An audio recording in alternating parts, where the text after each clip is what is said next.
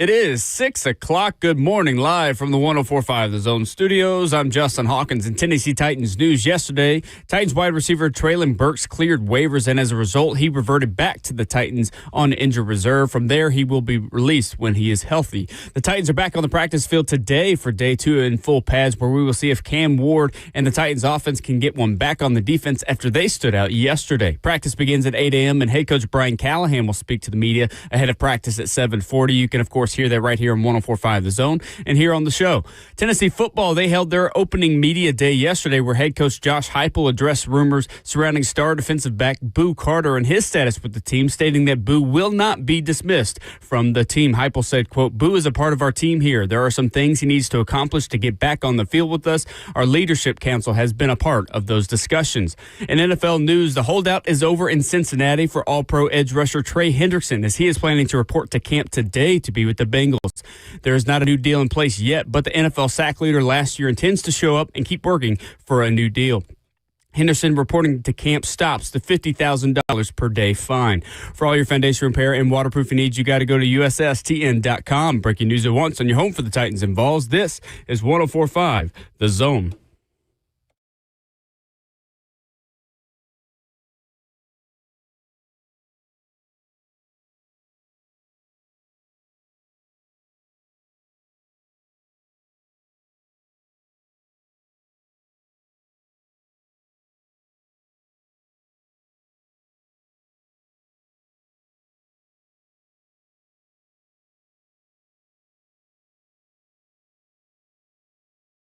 Wednesday morning on Ramon and Will, live from St. Thomas Sports Park. Good morning. With a beautiful backdrop behind us, the sun rising, some clouds overhead.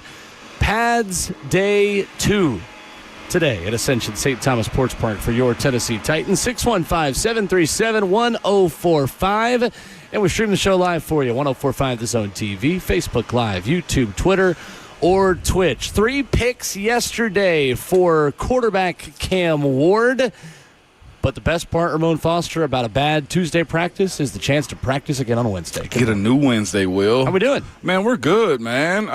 The conversation yesterday post-practice was, for the people that understand it, hilarious, okay? The benching of Cam, all of that type of stuff. I think I saw a good bit of that yesterday. Really? Okay. Yeah, nobody will. Well, I ain't going to say nobody. A lot of people did, but there was a bunch of loud minority, man, that was that did not keep their powder dry. Okay. Powder was wet yesterday is what I'm telling you. If you had a fuse into the powder for the 4th of July, sure, it was not going off. You had a bunch of duds yesterday, okay?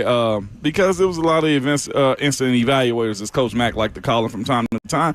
But that's the game. We emotional about this sport. It's day to day. You only get one a week on Sundays or, Thursdays or Monday nights. So you feel a certain type of way about it, man. I was as much support as Cameron Ward has had here in Nashville. I was just, shocked yesterday with the displeasure a lot of people had about him throwing 3 picks in a practice. Let's start with a little bit of positivity this morning, Ramon Foster. Yeah. We will break down the interceptions. We'll break down what wasn't working yesterday for the offense. But let's be honest. Before 6:30 in the morning, people need a reason to get out of bed and have a pep in their step this morning. I like that. Let's not start with, Cam was doing this or that or the offense. No. Good things. What was the best thing you saw yesterday from Ascension St. Thomas Sports Park on the first padded practice day? What was the biggest positive for this team that you watched? The biggest positive for me yesterday was watching a defense that needs to get a whole lot better this year for the reputation that it had show up in a major way yesterday. I thought a good team usually has a defense that starts fast. The defense always gets off the bus running and going, man. And Denard Wilson and his guys out there, the players, man, they look comfortable with what he was asking him to do. Seeing a guy like Gabe Judy Lolly being involved in this defense, I ain't gonna lie to you, Will, was a bit eye-opening to me. But seeing his understanding of what Denard Wilson wants, Kevin Wester Jr. making plays, a Monty Hooker around the football, and just the idea that Jeff's work Tavondre's work, Sebastian Joseph Day work paid off this year. I thought seeing the optimism that you saw out of guys like Arden Key yesterday with how he got after the pass rushers and the offensive line. And here's the other thing. The offensive line wasn't bad. I actually thought it was a war of attrition and how it went down. I just thought the defense made a good amount of plays because they're expected to. And I don't want to make it sound like it's easy for the defense to make plays, but when you look at how they were moving around and the multiple sets that they were in and the multiple fronts, that is something that you want. I know we all love the idea that Cam Ward can potentially, or you hope that he can take this team to a Super Bowl.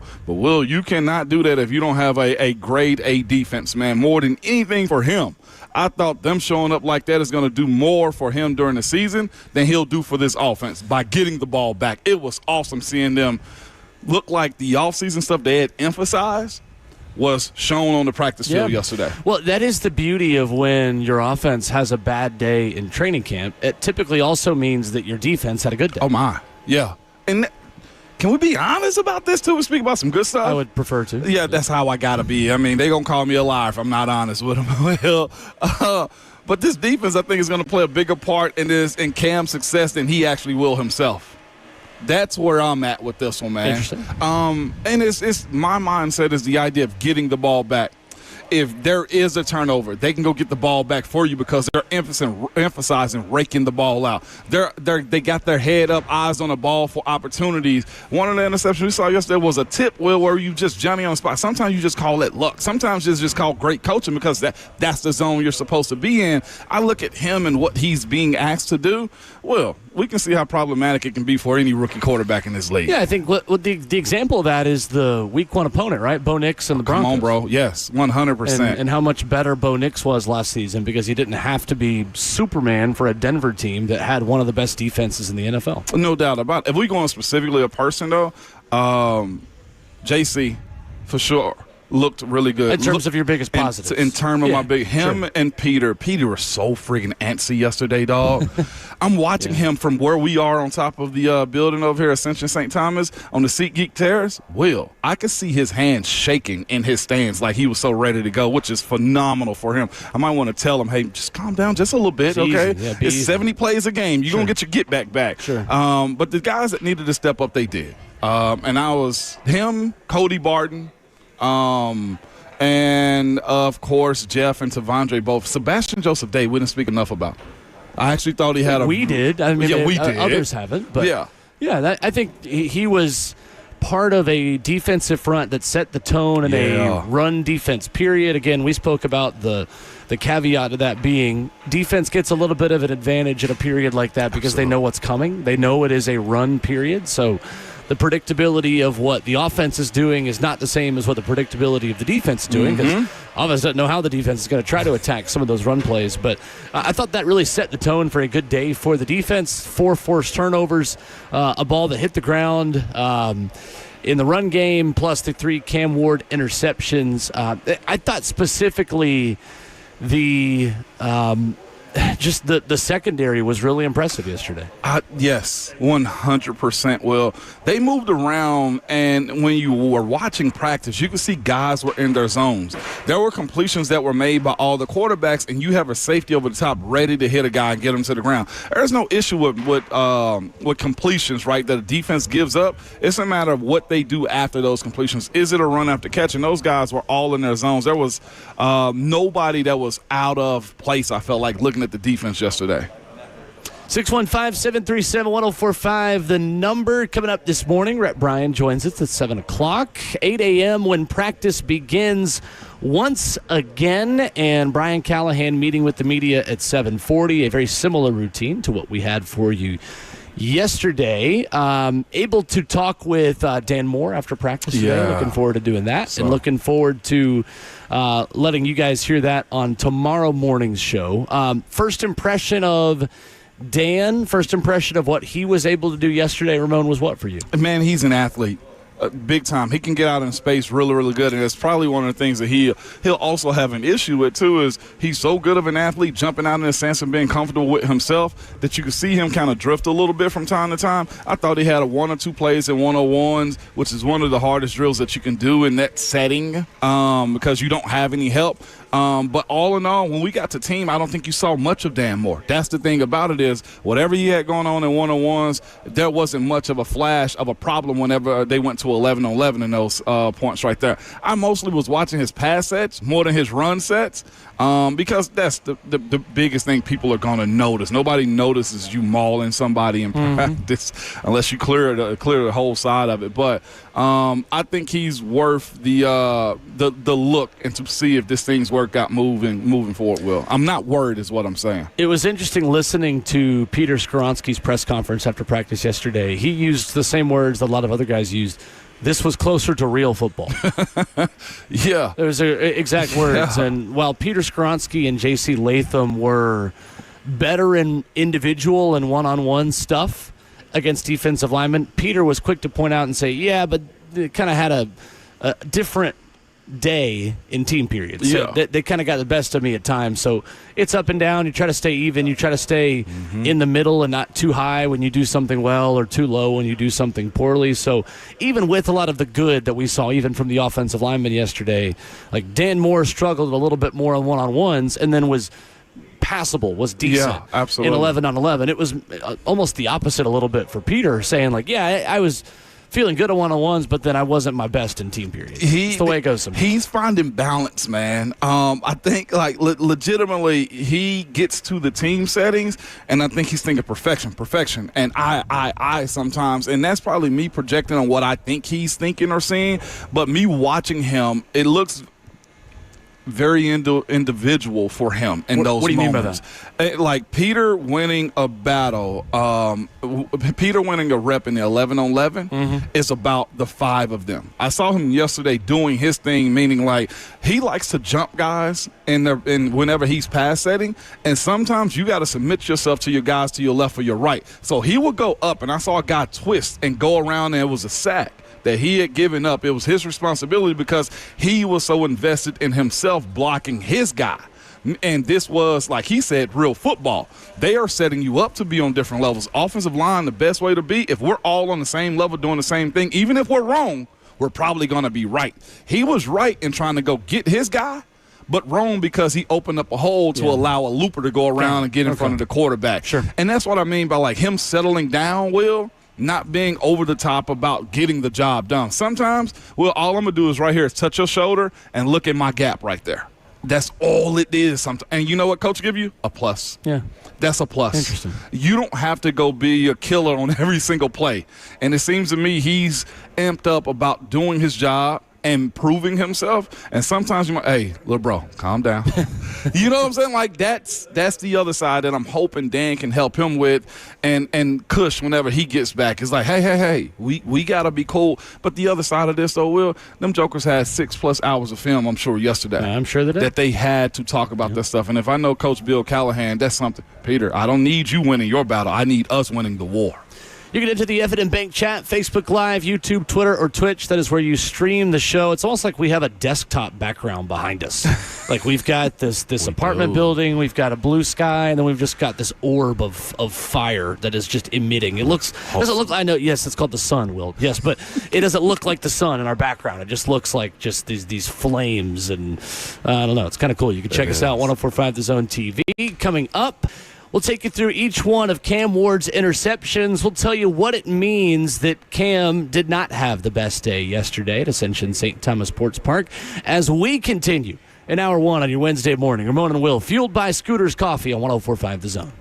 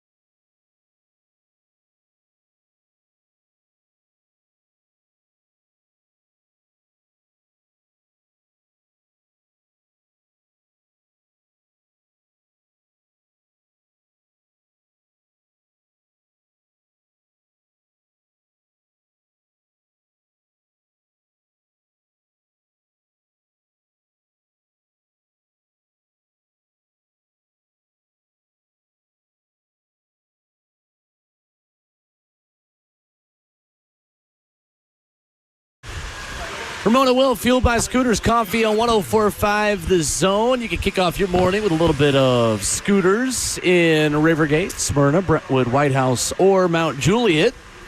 615-737-1045 and streaming live on 104.5 The Zone TV, Facebook Live, YouTube, Twitter, or Twitch. 3 interceptions and the worst day so far in a very short schedule, Ramon Foster, Yeah. training camp practices. What does it mean for Cam Ward that yesterday was not a good day? That this is welcome to the NFL moment. Whether it was his fault or whether it was the wide receiver's fault, that is your welcome to the NFL moment right there more than anything. And he'll be judged more, Will, off of his response than what yesterday was. That's what it says to me is it's real and this isn't college anymore. That's my best advice to him. It's like, you good? Like, I would talk to him like, are you okay now? The first-round draft pick, the number 1 overall news is done. We're playing football right now. It's not going to make or break his career unless it becomes a trend, Will, in games. That's the other part of it, too. And these are the lessons that you have to teach young guys is every meal isn't a feast. We might just have to snack from time to time. I think the interesting part of this was while we were on air yesterday watching practice live here in the show from 8 to 9, things were fine. Cam Ward didn't really have a bad day until the very end of practice. Does that change the way that you evaluate the day overall, saying, hey, earlier in the practice, you're 5 of 9 and 7 on 7. You were 4 of 5 in one team period where you were solid, and then you end up being 6 of 17, and ultimately you go 11 of 26 for the entire session. It kind of got away from you late, maybe as you tried some different things and you tried to script different parts of the offense. Is that a fair assessment at all to say, hey, it wasn't totally a bad day, but overall the quote-unquote stats, which is kind of tricky to really take too much away from during a practice, didn't look great overall, but hey, you started off fine. And it's also him, too, like controlling the controllables that are in front of you. I felt like when we spoke about him the first couple of days we were out here and watching him, the dinking and dunking that he was doing, the close to the line of scrimmage plays that he was making, that's probably a little bit more in those moments where you should have gone to. Remember, one of his interceptions was on the sideline. He has 2 guys on his wide receiver. Like, bro, you don't have to do that in this game. Your number 1 job is to protect our main asset, and that is the football. And that's where I'm looking at a guy like him, Will, when you say the other side of this, too, is now that they look like they were off script from what Denard was able to call versus what the offense was calling to, what is your pre-snap reads looking like? And I got to give you a ton of credit because you mentioned this yesterday. How have you as a quarterback adjusted to your guys being more physical or getting more physical at the line of scrimmage with the DBs? Timing was off. We saw a few of those times, too, Will, where guys were close or in his lap on how he threw the football. This isn't where he was in Miami, respectfully I say this, where he had one of the best offensive lines, and that was an umbrella. You got a spider web right on your head, dude. Appreciate that. But there wasn't – this isn't an umbrella around you every single time. Your job is going to be dirty. Your job is going to have guys in your face. What are you going to do as far as being able to see down the field still? I thought that was one of the biggest things, and you pointed that out first yesterday, was how does he adjust to the new timing of physicality of practice? Yeah, I think so, and I think there were a couple of moments where Cam was overshooting some of his wide receivers in team periods, and then there were other moments where he was a little bit short on some deep balls. Yeah. And, I mean, obviously, receivers aren't running as quickly when they have pads on than they are without it, and then they are maybe when they are not being pressed more at the line. So I thought that was one of many elements to what contributed to Cam not having his best day yesterday. The 3 interceptions, each kind of having their own story. Brian Callahan has talked about this a lot when speaking about picks, that picks are going to happen. Picks themselves are not overly concerning for him as a head coach. However, you got to go through the story and try to correct different things. And Ramon, each of these 3 interceptions happened for different reasons. Gabe Judy-Lally up the middle, ball gets deflected off of Tavondre Sweat's helmet because Cam is trying to drop the arm angle a little bit. Yes, it goes off of Sweat's, not hand, but helmet, and falls straight into the grasp of Gabe Judy-Lally, who was a step or 2 behind the wide receiver, who was open in kind of an RPO concept. You noticed that in the moment, saying, I think that's Cam trying something a little bit there. And another thing Brian Callahan talks a lot about, practice is for experimenting and trying things. Absolutely. He tried to drop the arm angle a little bit. It hit a guy in the helmet, went to the defense. Lesson learned for Cam Ward. Yep, 100%. And we saw it right in that moment. It was like, that's a little bit too low for the football to come out. It's a situation where it's practice. I don't ever want to minimize bad things happening in practice. What I do want to look at is the next day, how does he respond to those things? Like, if he run that exact same play again, will his pathway of bringing the ball up a little bit more, or at least releasing it higher, change his mentality of, these guys aren't just going to put their head in the ground. These guys are trying to get upfield. They're going to push your offensive lineman back. They're going to be in your lap. And what you thought was college ball or it's just football is not. And that's where, speaking of guys, the respect factor of what the NFL is not the little leagues anymore. And I think yesterday was that. You know what I'm saying, for him?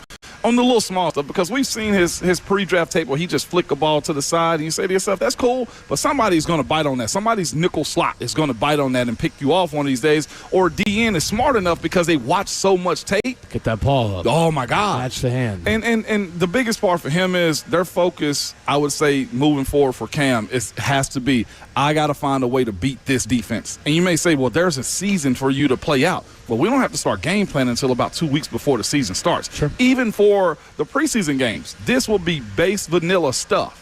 And they got to capitalize, Will, on figuring out how to break this Titans defense down, and then they move forward with how to dissect other defense throughout the course of the season.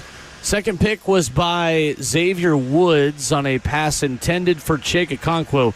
It was one of those where you could tell immediately when Cam released the ball that he was already talking to his intended wide receiver. Mm-hmm. And you could see him kind of telling Chig, you got to sit right there. So the phrase throwing hot, Ramon Foster, when you have something that is hot, meaning you are blitzed, you got to get the ball out as quickly as you can, pre-snap.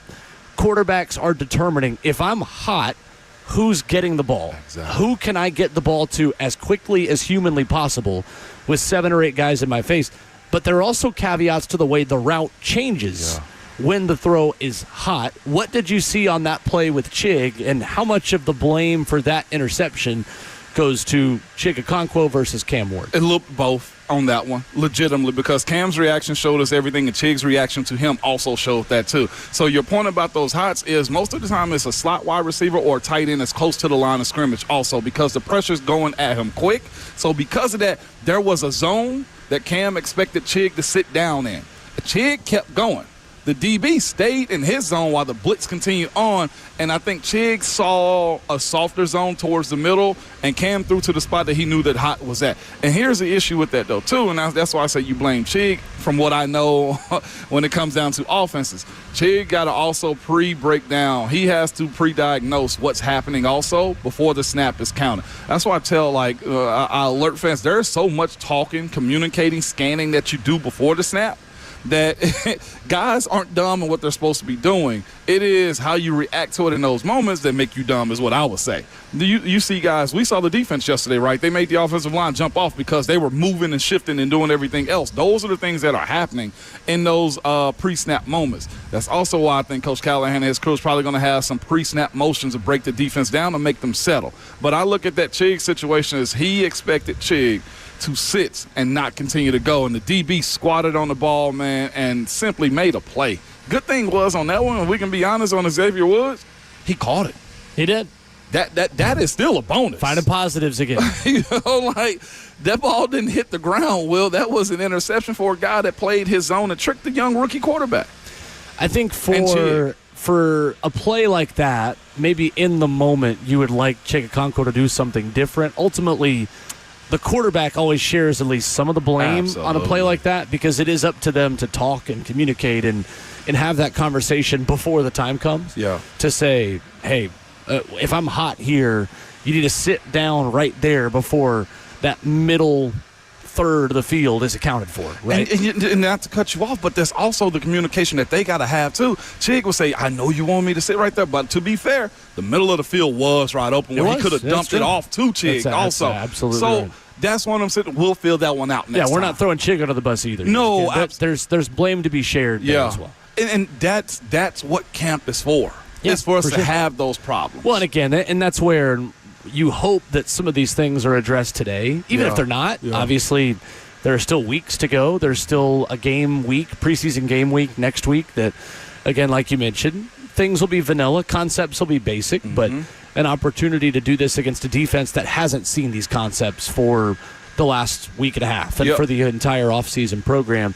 The third interception to Darrell Baker, intended deep right to Josh Wiley. I thought Josh could have done a little bit more to go up to try to get that ball. Yeah. Feet weren't Darrell on there. Baker made a terrific play to jump up into the air and kind of take it right off of Josh Wiley's helmet and just kind of pick it over him. But Baker, who had to go in with the training staff after that play, you hope he's all right. You hope he's out there again today. But impressive play made by the corner.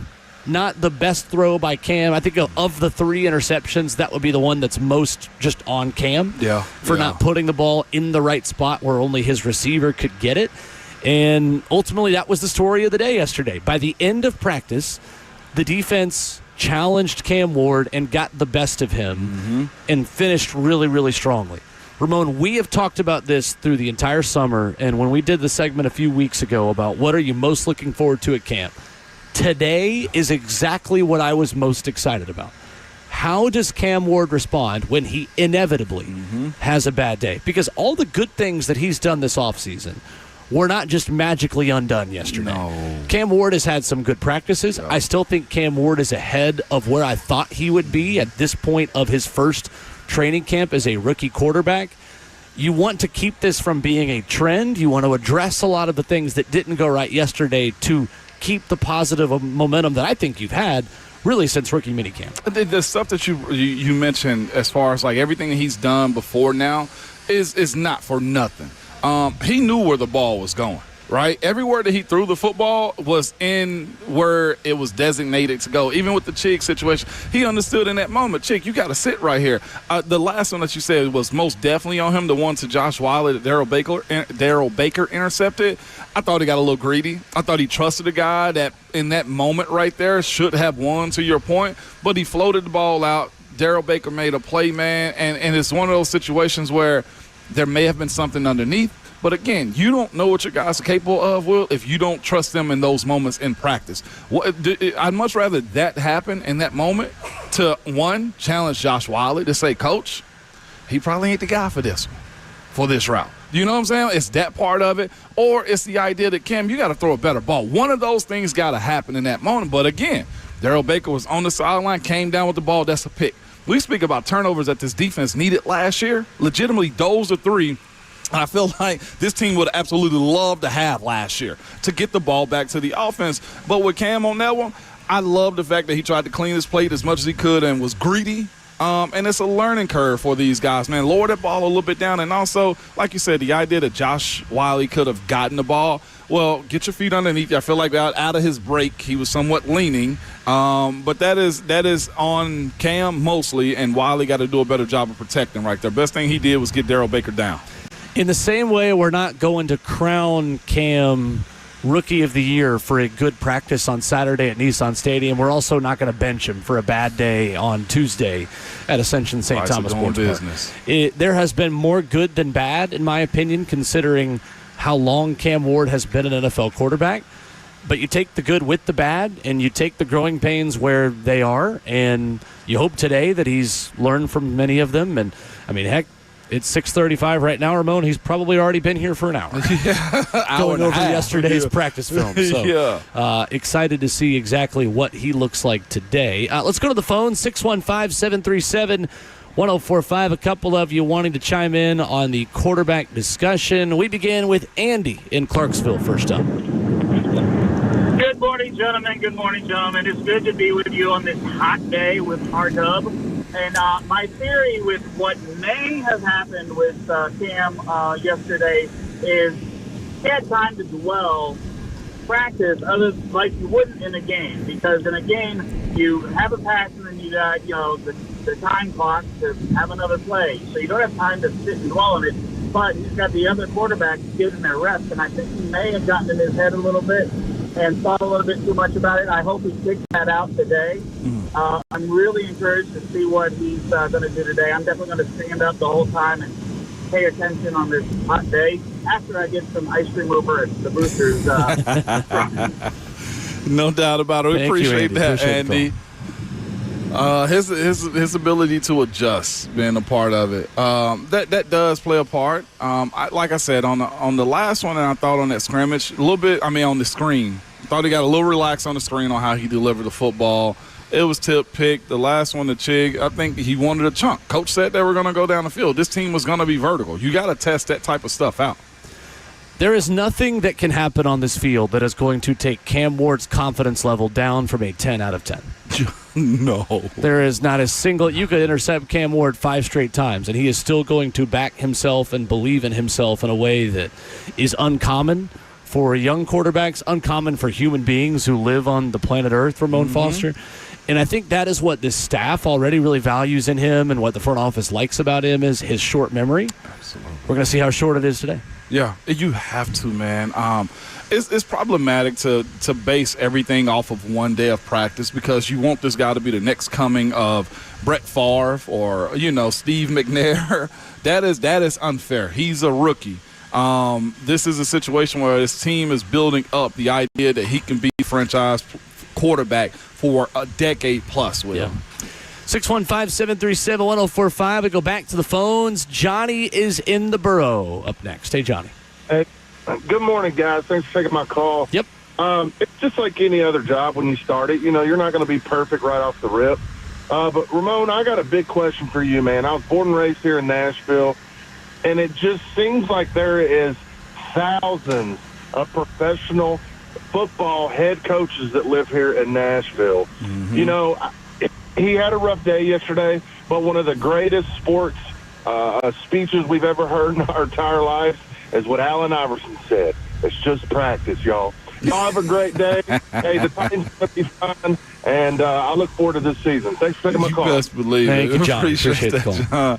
It's just practice. Not a game. Not a game. Not a game that I love. Talking about practice. We're talking about practice. How the heck I'm going to make my teammates better by practice?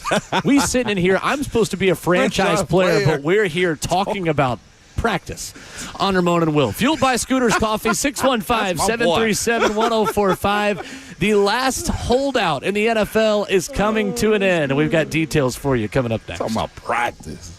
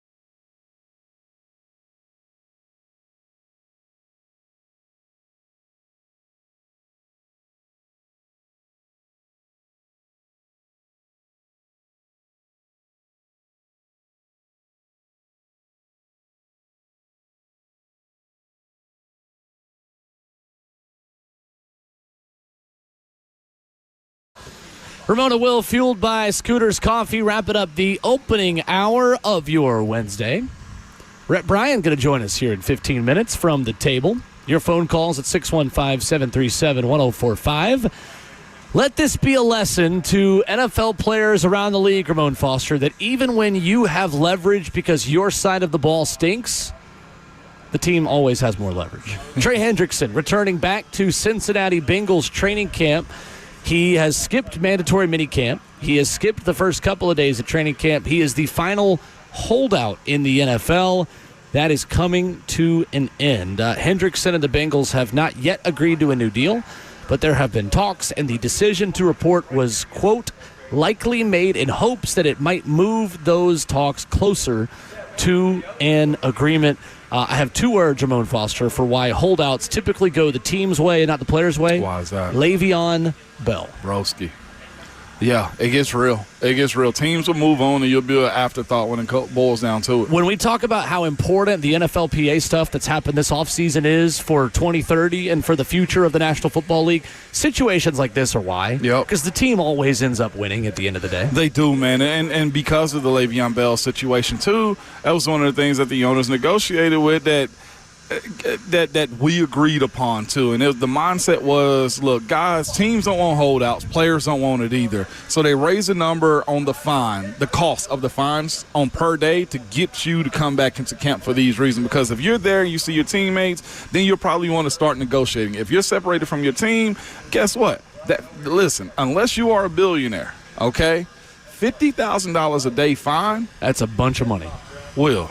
He's what are they, 6-7 days in right now? We're talking about a starter home for people, man. Yeah, A forever home. Screw a starter home, Will. A forever home for people, man, for that type of money that he's choosing to lose. And he got a wife and kid. What are we talking about here? Yeah, it's do you want to pay college tuition for one of your kids for 1 year, or do you want to go to practice that day? Yeah. I mean, truly, $50,000 a day. We're talking about a nice school for college for your offspring.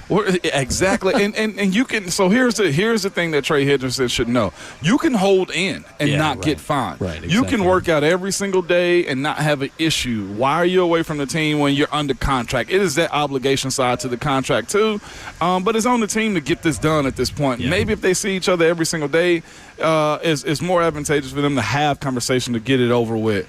But yeah, the $50,000 a day, that'll do it. That's a lot of money. It's a lot of money. Indianapolis Colts left tackle Bernhard Raimann agreed to a 4-year, $100 million deal with the Indy franchise yesterday. A former tight end at Central Michigan, Raimann has become one of the best left tackles in the NFL. A 2022 third-round draft pick.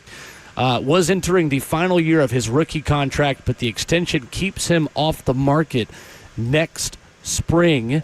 Ramon, it's interesting because the Colts, to me, are the only team that might have a better line than the Titans today at the start of training camp. Some of the pieces that return there that you know what you're getting, Raimann specifically, obviously Quentin Nelson on that side of the offensive line as well. The project of finding a tackle that's not played a ton of football and turning that tackle with coaching, with development, into a guy that can get a $100 million contract.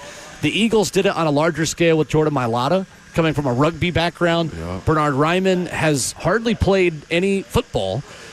He's only played offensive tackle since his junior year in college during the COVID-shortened 2020 season. That is hard to do, going from a tight end to not just a tackle, but a MAC tackle. Yeah. We're talking about Central Michigan playing on Wednesday nights on ESPN2 in MACtion, which we love, but how much do we talk about this? The gap between Power 4 linemen and Group of 5 linemen and FCS linemen is substantial because the gap between defensive linemen you're having to block is substantial. Credit to him and credit to the Colts for finding a gem. They did. I saw this process with my good buddy Alejandro Villanueva, too. He was a tight end at Army. Never even played it well. Came into the NFL on the tryout with the Cincinnati Bengals to play tight end. And I saw how he developed himself into eating so much food, figuring out the technique, watching film on guys that I'd never even heard of in my life to create a craft, a skill set for the craft that he was trying to play, man. And to make Ryman making himself into a $100 million man, Will, speaks a lot about his dedication to it. And to your point, man, the development of what it is. I will also say this, too. Being a part of a good offensive lineman line the last few years also helped hide his deficiencies from time to time, also help push him to be a little bit better player too, and the Colts have benefited from this, man. This was a low investment, high payoff for I think all parties involved in this. For a guy that's been readily available for them, that secures Anthony Richardson. Or somebody. With a chuckle. Daniel Jones, question mark? Danny Dimes. Richardson reportedly been very good in training camp. So at one point he was 9 for 11 yesterday at Colts camp. Nice. Somebody better call 911 there. If he's that good. He's great when he can't be hit. That's what I was thinking, man. He can't get hurt or take himself out of a drive.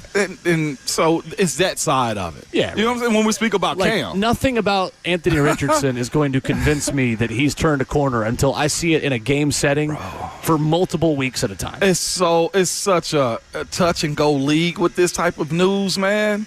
It just boggles the mind. I'm going to believe it when I see it. Exactly. And that's not to minimize anything that Cameron Ward did yesterday with the 3 sacks. Cam doesn't have 2 years of bad tape in this league. You see what I'm saying? Anthony But now we're supposed to believe because he's been fire hot in training camp. There is so much context to be given. And to your point a second ago, September, see us then. Yeah, regular season. Totally. That's when it matters. Even with the preseason games, the teams are still trying stuff out in that world. I still think Daniel Jones is a starter. I think for their franchise, I personally think he may end up being the guy. As a Titans fan, I would rather Anthony Richardson start. But I think for what's best for the Colts, Daniel Jones is a better option for them. That roster's not bad. Right. That offense is fine. Jonathan Taylor's a really good running back. The offensive line's decent. You got some weapons to throw to. Yeah, like the team is not terrible. You just really need somebody to go in there and not totally mess it up for everyone else. To your point, can a Colts fan tell me what to expect from Anthony Richardson that's good? No.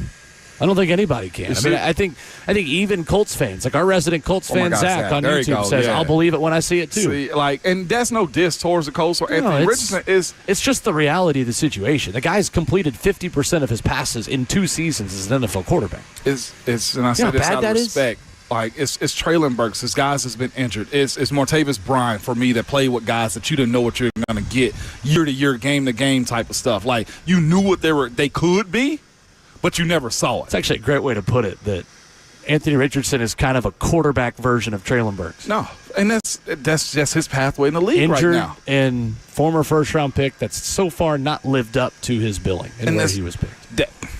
That's just how it goes sometimes. He's Trey Lance. Did you see yesterday, by the way, the speaking of MAC players, the MAC is following an important trend in college football. The MAC now has a mascot as well, the MAC-scot. That's not what it's called, but it should be. It's something we need to address here locally. Cease and desist, please, MAC, because the MAC has put out their mascot is a raccoon. Is it really? A raccoon wearing a Pirates hat. T-Rac's going to throw some hands. Can't wait to see him. With the MAC mascot. Can't wait to see him. What the heck are we doing? I mean, does theirs have a 4-wheeler with rims on it? Former Titan Eddie George is now a MAC head coach at Bowling Green. What, Eddie, come on, buddy. Defend it. You got to intervene. You got to stand up for something. Stand up for something, Eddie. The MAC doing it makes sense to me. I'll be honest with you. Like, they play on Tuesdays and Wednesdays. Again, yes, I want the SEC mascot to be a felt version of Paul Feinbaum. Paul Feinbaum being the mascot of the SEC. Honestly, maybe just like a mascot version of Greg Sankey, but he can dress like the leprechaun in Notre Dame because that's just like a normal guy in like a top hat and green green clothes. Yeah. Just every time Paul Feinbaum shows up at an SEC, there's the SEC mascot. There you go. They need to make it some letters because the other league is what we need to call ourselves. Just walk around with TOL on their doggone on their legs, man. 615-737-1045. Hour number 2. When we come back, Brian Callahan meeting with the media at 7:40, and Rhett Bryant of Titans Radio joining us next.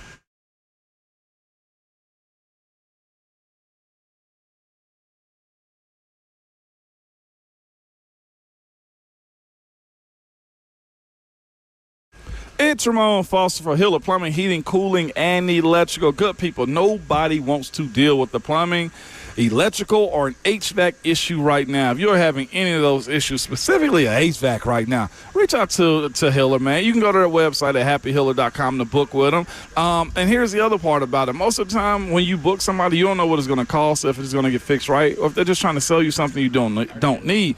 When you call Hiller, their experts will solve your problems quickly. I've had issues at my house, and they are in and out as fast as you can think, man. And the price you're told is always going to be the price that you pay, too. There are no hidden fees or surprises on your bill.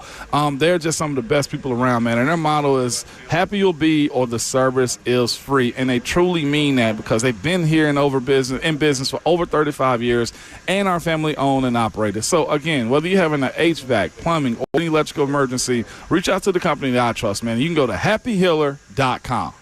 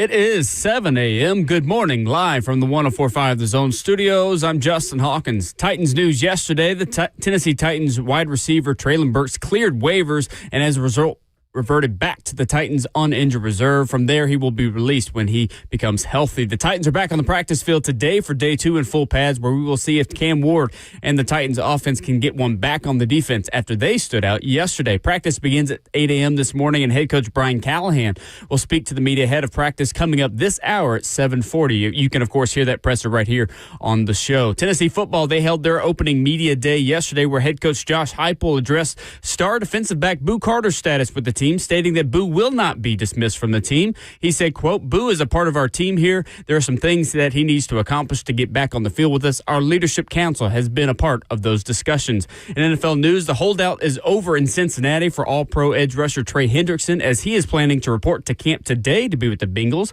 and it stops the $50,000 per day fine. There's not a new deal in place yet, but the NFL sack leader last year intends to show up and keep working for a new deal. Per ESPN's Jeremy Fowler this morning, Baltimore Ravens tight end Isaiah Likely, who was carted to the locker room yesterday during practice, suffered a small foot fracture. If all goes well, it should be an early season return with a week 1 possible return date. For all your foundation repair and waterproofing needs, you got to go to USSTN.com. Breaking news at once on your home for the Titans and Vols.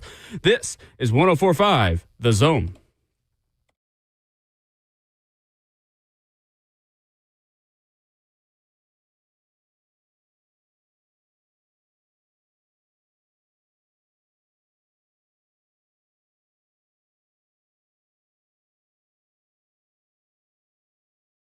Away we go into hour number 2. Ramon and Will is fueled by Scooter's Coffee on 104.5 The Zone. Scooter's Coffee is locally owned around Middle Tennessee.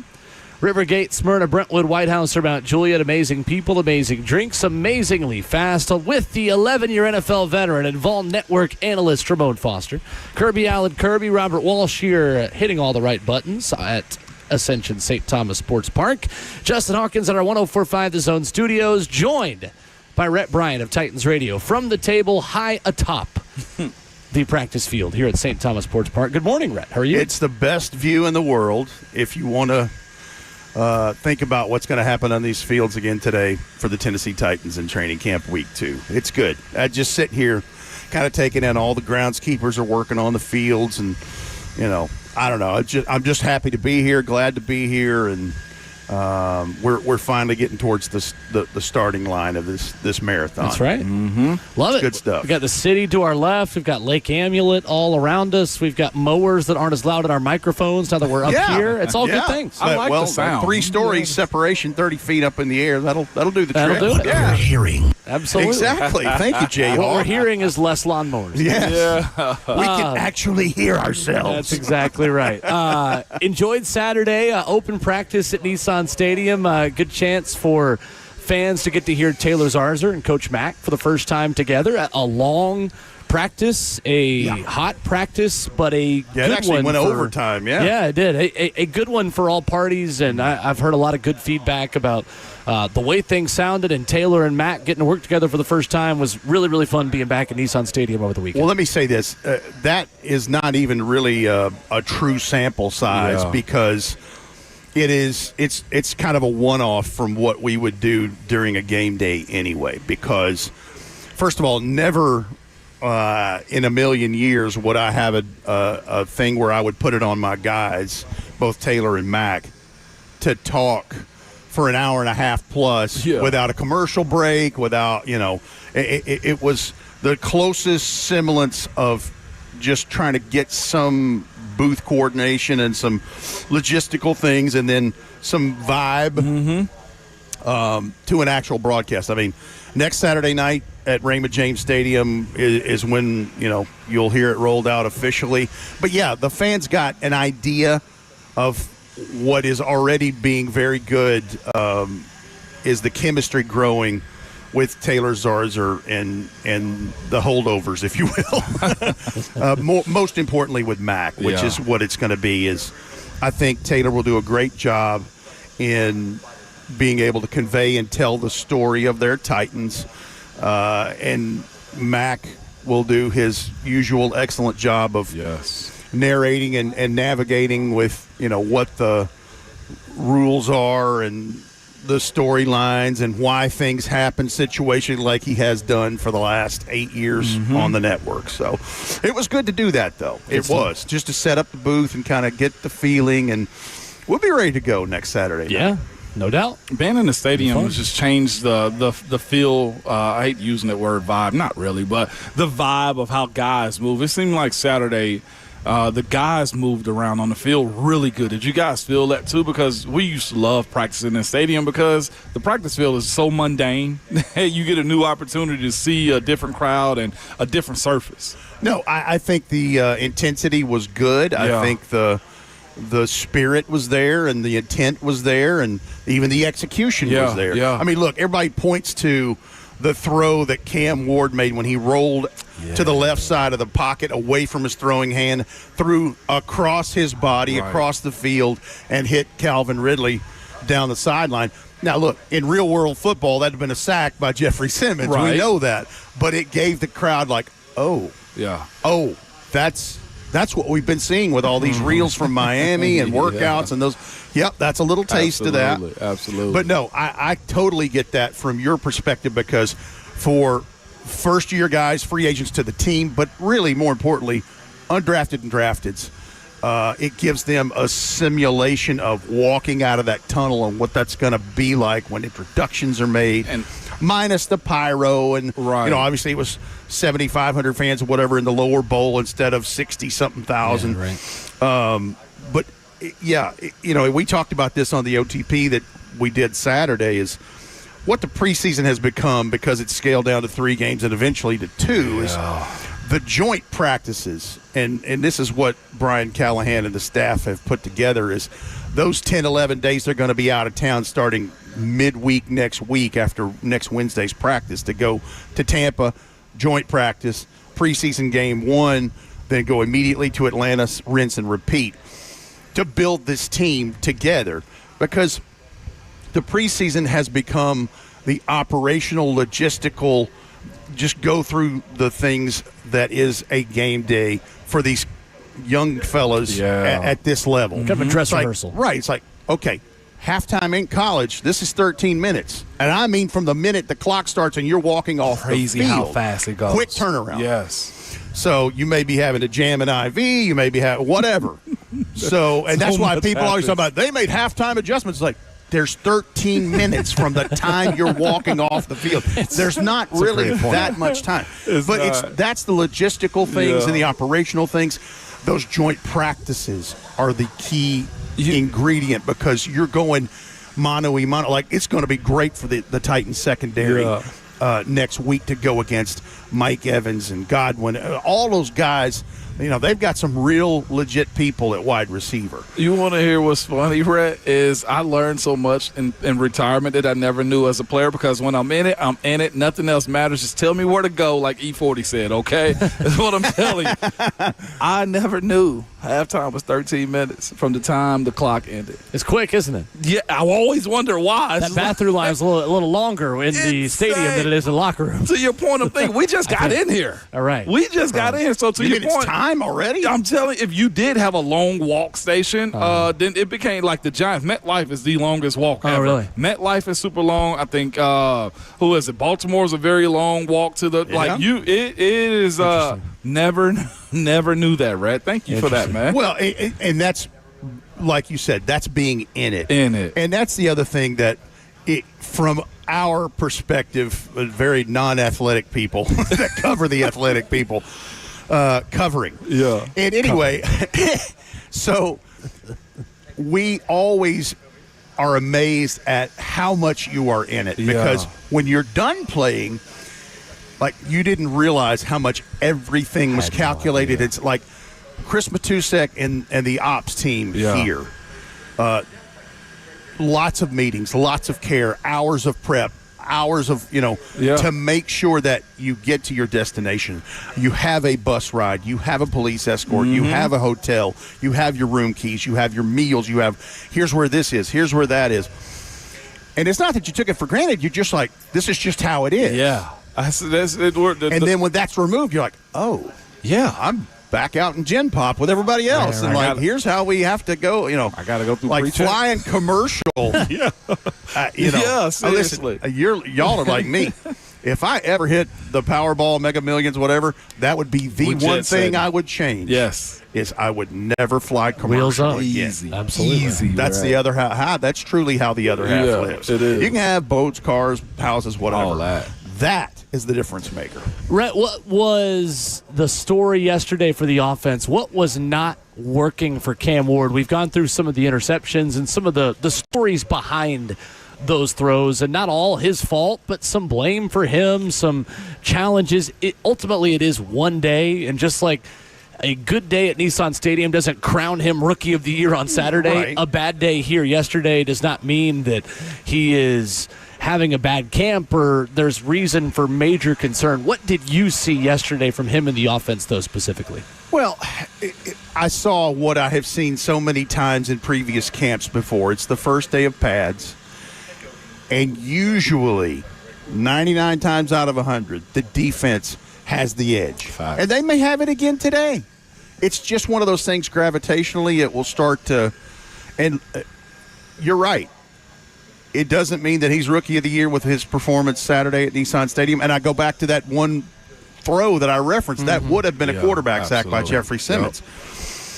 And I guess what I'm trying to say in a long-winded answer here is that it's never as bad as it seems. It's never as good as it seems. It's usually somewhere in the middle.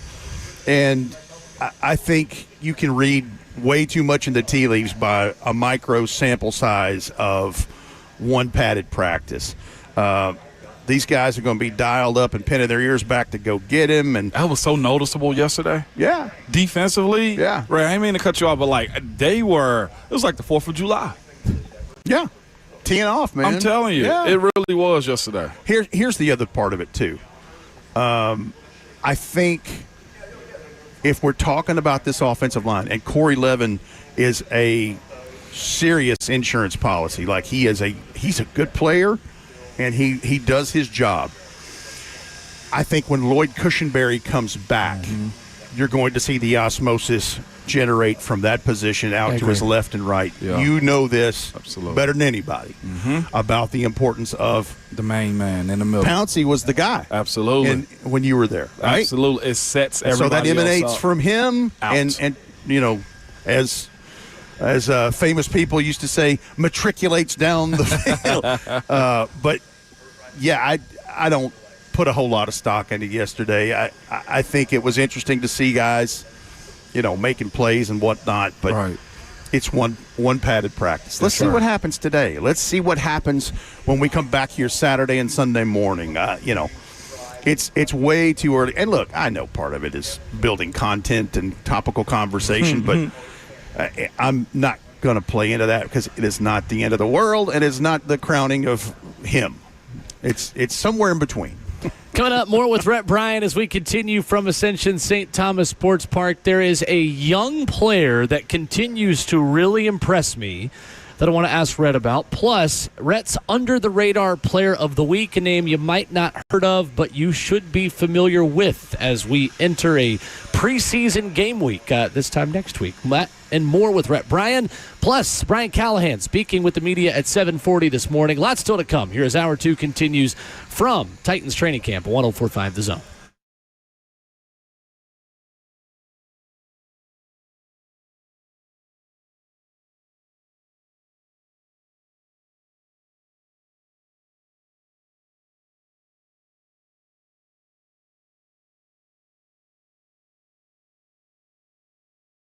Hey, it's Will Bowling. When the heat rises outside, your home's air conditioning shouldn't let you down.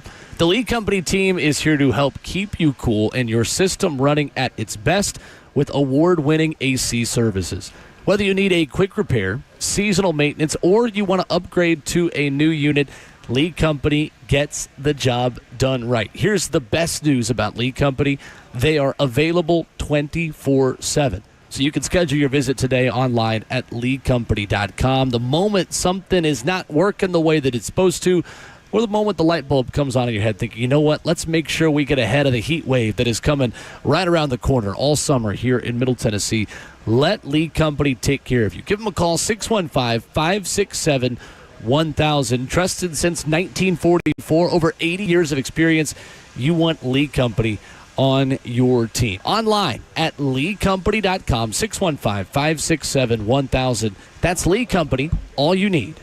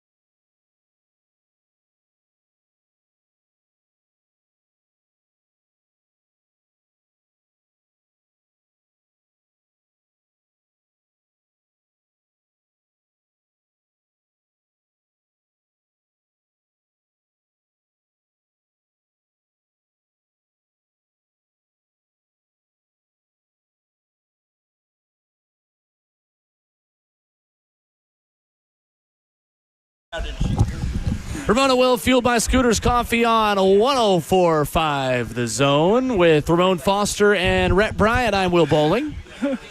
Live from Ascension St. Thomas Sports Park. You will hear from Titans head coach Brian Callahan in 20 minutes. 20.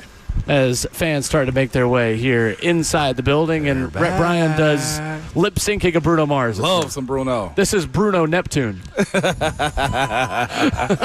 of Bruno Talking Mars. about Rhett. Rhett, there is a young Titans player that is Who is head to toe so player. impressing me quite a bit, and many others as well. How positive of a story for you is Kevin Winston Jr. so far? Because he does not look like he missed mandatory minicamp or OTAs. The guy looks like he's been doing this for a little bit. He's off to a good start. And it's because he put the work in. Because he was up at State College, and here they are trying to compete for a national championship, and they've got a good program to work off of. And he has an ACL last September. Yeah, man. And think about how deep they made it in college football playoffs. Even without that, Jalen Reed, his backup, really stepped up for them in that secondary after he went down with the knee injury. But he put the work in. I had a long conversation with him last week after one of the first practices, and that 5-week window from mandatory minicamp to the start of training camp last week, he said, because he's from Maryland, he said it's an hour flight north to go home. He said, I did that twice. He said, the rest of the time I was here. Beautiful. And that was just for like a weekend turnaround. Yeah. Monday through Friday, Saturday, he's in here grinding. He said, I'm treatment, I'm lifting, I'm working, I'm film, the whole thing. And it showed. He said, I thought about going for a getaway before we start this. He said, I wanted to make sure when I walked in here I was ready. And that was one of the pleasant surprises from Brian Callahan's opening presser last week, is that he would report as fully 100% healthy, not on the physically unable to perform list. That's a major thing, because as you can see in these practices, he continues to be around the football and that's to the biggest disrupt. I think he's got a chance to help the secondary. I really do. And that's putting a lot on a young man that was the 82nd overall pick. But I've said it a million times on y'all's show. If he didn't have that knee, there ain't no way he's the 82nd overall pick. Absolutely. He might be a late night 1 pick. He's early day night 2, though. If nothing else.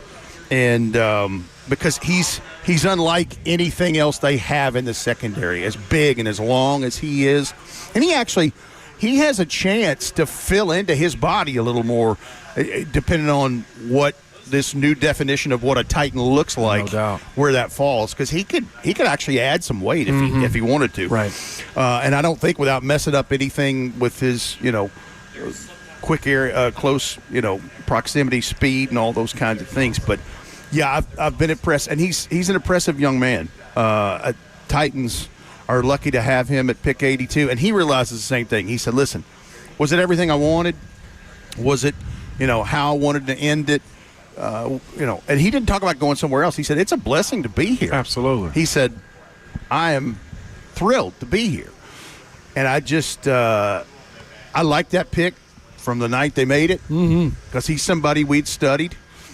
And probably would have been one of, if not maybe the top safety in this draft class had he been healthy at the time. I think, too, he's going to make such a big difference in the run game. I mean, that's where we're already seeing him pop up, is in the backfield, stopping the run before it gets back to the line. And whether it's in coverage or just being in the right place at the right time in any context, I think someone that's going to help this team on special teams as well, Rhett, it's going to be hard to keep him off the field from playing a lot of snaps, I think, quickly.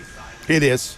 And as long as they're, with the analytics and the trackers and those things, making sure that he's good, because I'm sure they, check him on that knee every day and just everything else, not just the knee. Right. Because, guys can overcompensate. Your body compensates for things that aren't up to speed. But, it's hard to tamper down the excitement on that part. And that's the thing. It's like that's what gets lost in yesterday's padded practice. Like Cam threw interceptions. It's like, yes, he did, and that's to be expected because 1, he's a rookie. 2, when you throw on the pads, the defense usually looks better when the thing starts. No doubt. When you get into that window. But that's one of the stories that gets lost is some of the other people that are showing up, like a Kevin Winston Jr.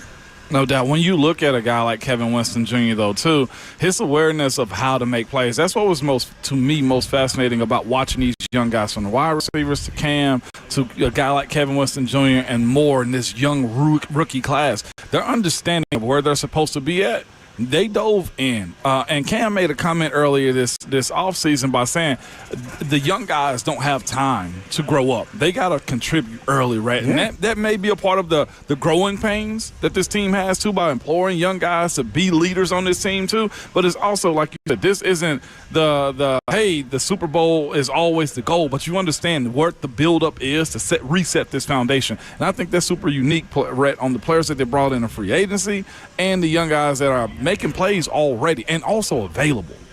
Yeah, and it just speaks to what they have had mantra-wise all offseason as they figure out what a Titan sounds, looks like, acts like, plays like, whatever.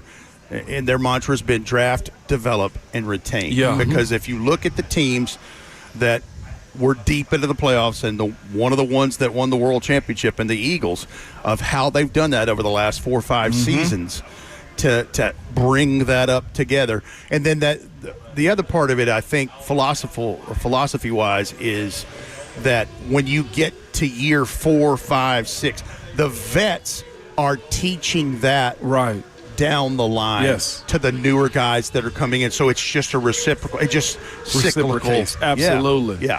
Also, Brandon Crenshaw-Dixon was impressive. That was my next question as well. Yeah, no, as good of a year that day he had yesterday, I want to know if he's going to have the target on his back, and will he respond too, Rhett?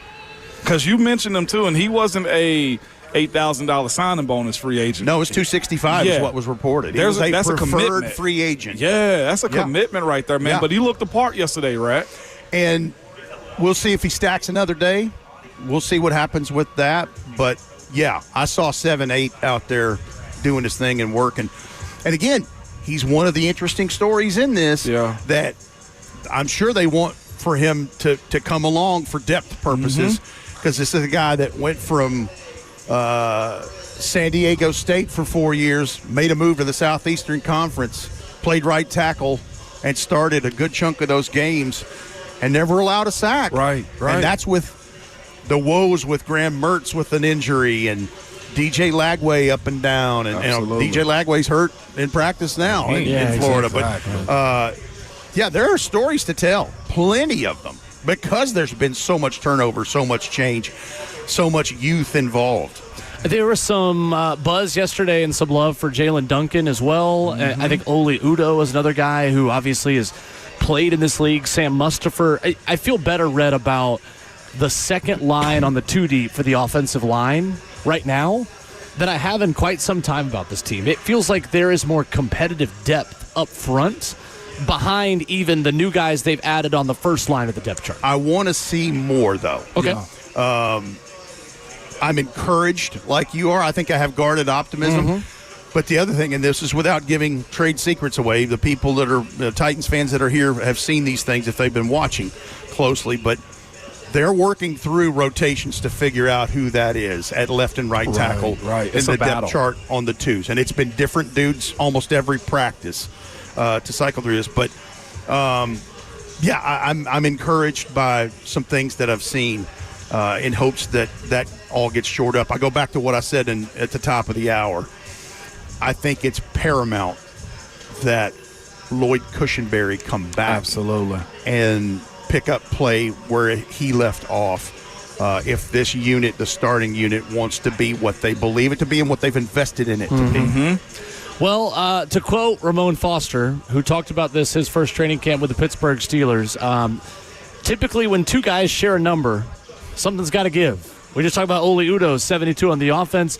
Our under-the-radar player of the week with Rhett Bryan this week is 72 on the defense. Cam Horsley, a defensive tackle from Boston College, from Cinnaminson, New Jersey. Could not tell you on a map where that is. But for him, Rhett, there is opportunity for the Titans at defensive tackle, considering Keandre Coburn is no longer here. Considering there is a competition between guys like Timmy Horn, the fourth-year player out of Kansas State, who was brought in this offseason. You talk about Isaiah Rakes, the nose tackle from Auburn, Titus Leo, outside linebacker. I mean, all across the front seven. Talk about Desmond Evans in the front seven on the defensive end spot. Yep. D-tackle is a big part of that as well, and Cam Horsley is going to have something to say about making this team out of camp as well. And Devontae O'Malley, the undrafted from Northern Illinois, is in that mix. Philip Bleedy, the rookie from Auburn. Cam Horsley, 6'3", 312. Arms 33 inches, hands 9.5. Wing 81. Ooh. 81-inch wing. Let's reach out and touch somebody. 31.5-inch vert at the combine. Wow. For a guy that size. Goodness sakes. Played in 59 games, 47 starts over 5 seasons for Boston College, 164 tackles, 18.5 for loss, 3.5 sacks, 8 pass breakups, 1 fumble recovery. And what's wild, played in 11 games as a true freshman, averaged 30 or more tackles in 4 consecutive seasons, and preventing the rush. You talk about the run defense in this. This is where Horsley shines the brightest. Of all the 2025 NFL draft eligible defensive linemen, Horsley's run stop percentage ranks at 14.4%. That's nearly 2.5% higher than Mason Graham, who was a top 5 pick by the Cleveland Browns.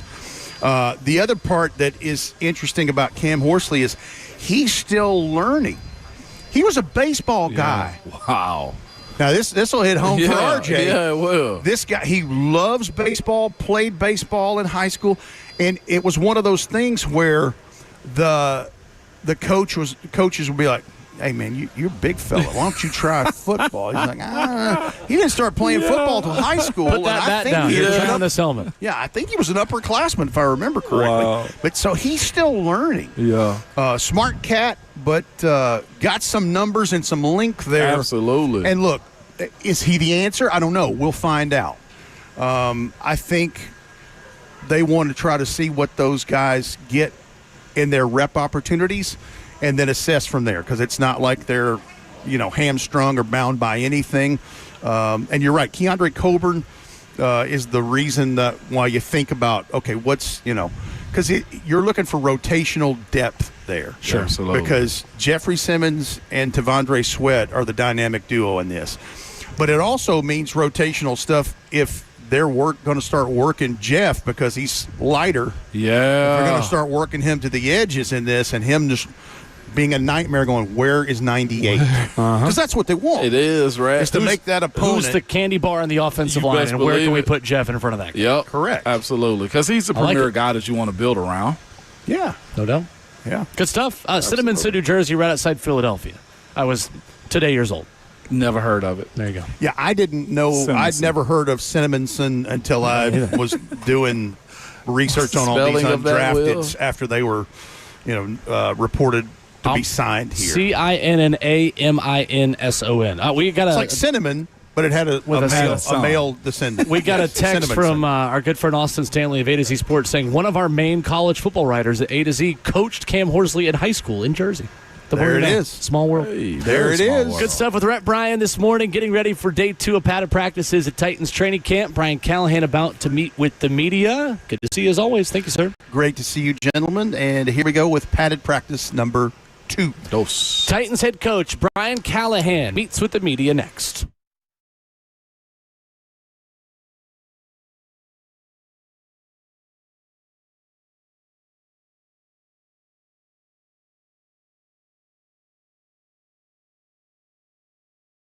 Listeners sometimes ask, what makes advanced hair restoration different? Allow me to share, along with some details on, get this, their once-a-year summer savings event. First off, Advanced Hair stands by their results, and their before and afters are second to none. With Advanced Hair, your own natural hair is guaranteed to grow, too. Next, Advanced Hair combines top-rated physicians with modern technology, creating a concierge quality experience that's hard to find elsewhere. And lastly, Advanced Hair's Advanced FUE begins regrowing your own natural hair the very next day. It's quick, simple, and easy. Now, if you have a flexible schedule this summer and you've been waiting for that special savings opportunity, it is here. Advanced Hair's summer savings event will get you the most hair for your dollar. It's the best offer ever. So, for details and to schedule your free consultation, listen to me.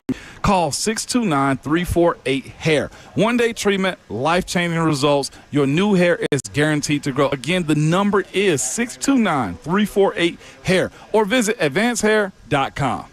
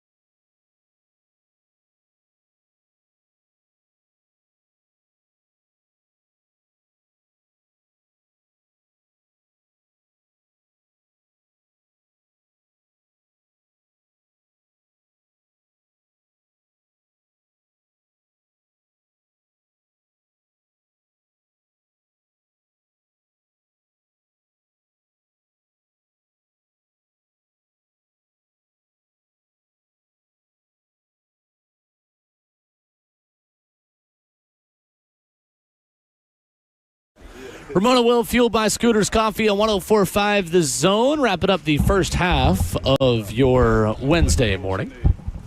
Coming up in just a moment, we are waiting the arrival of Brian Callahan, who is about to meet with the media downstairs from our eagle eye perspective up here, Ramon, on the SeatGeek Terrace. I do not yet see the Titans head coach downstairs, but he will be here in a matter of seconds. He will, man. You see a bunch of personnel filing out right now, which means meetings are probably just broken. He's working his. Is that him? That's him, Will. So, means that will pop up on our end here in about 30 seconds. Yep. What do you want to hear from the head coach today? His response. I'm sure somebody's going to ask about Cam again. The plan moving forward for putting a guy like Cam in situations, how does he adjust as a coach for a game plan that may be very similar to teams he'll have to see? And also the run side for the offensive line. I'm very offensive today. Defense was my thing, I guess, yesterday. But formulating a plan to be productive in the run and practice without, having casualties on the ground like that. So I kind of want to see if somebody's going to bring that up for him, man. Interested in some of the blame or just some of the accountability he gives for all three of the interceptions. Brian Callahan is very good about breaking down the story behind each pick. Yeah. And I'm curious how he will break down yesterday's interceptions. There were three of them. He's a very informative coach, man. And I like the fact that he don't hide from it either. And he is ready to go. Here is the head coach of the Tennessee Titans, Brian Callahan. You have a day that there's some things you can learn from and see if you've learned from them and get a chance to go do it again. That's the best part of training camp, is that you don't have to wait a week to go see if you show improvement. You can come back the next day and then hopefully show some growth and improvement. How do you feel he will bounce back on a tough day like this? I feel great about how he'll bounce back. It's just sort of how he's wired. Everything about his mental makeup and how he operates when he makes mistakes is everything you'd want to see from a coaching perspective. And so I feel really good about how he'll respond to any negativity in general. So it'll be fun to find out. Ryan, where you guys are testing a lot of stuff out here in camp, how important is it for a quarterback to not have the fear of failure and to kind of lean in and sell out into what you're trying to do, even if that results in a day like yesterday? Yeah, I think that's a lot of players in camp. Just the daily updates and who wins and who loses and who performs well and who doesn't, I think gets in the way sometimes of what we're really after, which is we're trying to develop every day and get better. And we want guys to take some risks with how they play, and quarterbacks in particular make throws or try throws that you maybe not going to do in a game, but see how it feels and see where if you have that one in your bag or not, But that's with a lot of players, is you want guys to play fast. You don't want them to fear failure. And we'll coach and correct any mistakes that come up. And the idea is that you don't make them again and you just keep pushing forward. But you want guys to not have a governor on and not have to be worried about making mistakes, because that generally tends to be a pretty poor mindset to try to perform in. 1 week evaluation, maybe Cam, what have you liked and what would you like to see a little bit better? I've really liked how much command he has over the offense at this moment. We're installing a lot of information again. It comes at you quick. And the first 7 days of training camp are heavy installation. There's a lot of new information every single day. He's done a really nice job of handling that. I'm starting to see the growth in his command at the line of scrimmage in terms of he made a couple nice checks yesterday. He made a couple really good protection adjustments yesterday. So those things are really encouraging to see. And the operations getting faster, which is the next key, is just how much faster can we operate at the line of scrimmage. And then the physical part's been really, really good. There's no change in that part. I mean, he's playing on time. He's making good throws. And then there's obviously there's mistakes interwoven with all of that, and we just keep coaching. You mentioned about things needing to go faster. It did seem from outside looking in that it was a tick slower. What can you do to get that more on the page? Because I know timing is so important in that transition. The part of the play clocks. We had the play clocks up yesterday too. We'll have them up every day now from there. You try to give them a couple of days grace period as we're getting information installed to not have to think about the play clock. But we're at that point now where that's part of the process. And I tried to tell him the other day, just even the flow of a real game, the flow doesn't flow normal out here. So, you're coming back to a huddle, the ball's not moving forward usually, which we'll do a little more move the ball today, which should help. But that timing, the 40-second clock and the 25-second clock go really, really fast, and you have to be on top of it. And most of the time, I'm calling a play really quick in the course of a normal flow of a game, and you got to get in a huddle and call it and break the huddle so you have time to operate. So it's just a tempo thing. He'll get used to it, but we'll continue to push it. How about Allen and Boyle? How are those guys doing behind Cam? I think Brandon's had a really strong camp. It's been really good to see. He's been accurate. He's managed everything you expect him to manage as a veteran quarterback. He's been really helpful for Cam. I've been pleased with where and how Brandon's shown up in his camp so far, and he's got to keep it going. But he's had a really nice start. Tim as well. I think Tim has done some good things. He's learning the offense for the first time as well, so he's trying to figure some things out with it. But I've been really pleased with that room and how they've worked together and how they've operated on the practice field. Back to your rookies, from your rookies in terms of pacing themselves here towards the start of camp. They've done a really nice job with that in general. I think they're starting to realize that this is it's like little sprints within a marathon. They've done a good job. Their schedules are manageable. They've understanding that they've built the routines for themselves, which I think is the most encouraging part. Is they have routines and they're disciplined about them, and I think it's helped them prepare every day and come out and be ready to perform when it's time to. So been pleased with those guys. When you Go ahead. talk about the duress that Cam was under yesterday, how much of that is kind of preset by design to make sure that he's prepared for those situations and he can process faster after he sees it and watches the film? That's part of it. Yeah, we've done quite a bit more in the early portions of camp maybe than last year of some third down work, and playing against an Ards defense can be really challenging. They got all the different fronts and pressures, and there's a lot of information, a lot of things you have to handle. They do a really good job disguising coverages and disguising blitzes, so it's going to advance Cam's learning. He's going to be stressed a bit early on until he gets more and more comfortable. And as he sees all these looks and manages the process, he gets better every time he goes out there. So some of it's by design. We're putting him in some really hard spots in the third down periods for sure, so we can continue to see some growth and put him in the fire a little bit. Pads in combination with Dan Moore maybe serve to slow Femi down on the first day of that? Yeah, I think the pad part for all these young players, the first time they put them on, but Femi in particular too, is you put pads on, and the way tackles set and the way that they can use their hands, all those things sort of change when you have the pad on, and so I think he's learning to learn how to rush, and he's learning some new techniques, and so those things are kind of a work in progress for him. But the padded part changes a lot of things for those guys up front on both sides, and I think that's a good thing to see. You don't want guys to get caught up in the daily winners and losers of all, but you've also talked a lot about wanting competition, wanting these guys to really be in. How do you kind of balance those two things of wanting the day-to-day to matter, but not wanting them to dwell on the day-to-day? Yeah, I think it's a fine line. I think that's where you find the best or the most amount of growth is you're competing at a high level to have success, and you're doing everything you can over the course of a practice to execute what's being asked, whatever that is for your position. But then when you come off the field and you watch the film and you have a chance to make improvements, it's really not this like up and down, you lost and you won. We're trying to still get better, and there's a lot of things that our team is trying to get better at, but that's the balance, is the competition piece of it, along with the building and growing and making mistakes. That's all a part of the process. But I think our guys come out here and they compete hard together, but there's certainly a part of it where you're still teaching, learning, and coaching. So I think they kind of live in the same world together at the same time. Yep. Roger's one of your quietest guys, maybe, but he's conscious of a contract year and kind of wants to present himself more and stuff. Have you noticed a change in him, and what might that do for him? I have. I'm excited about where Roger's at. He made a really nice play yesterday in the teamwork.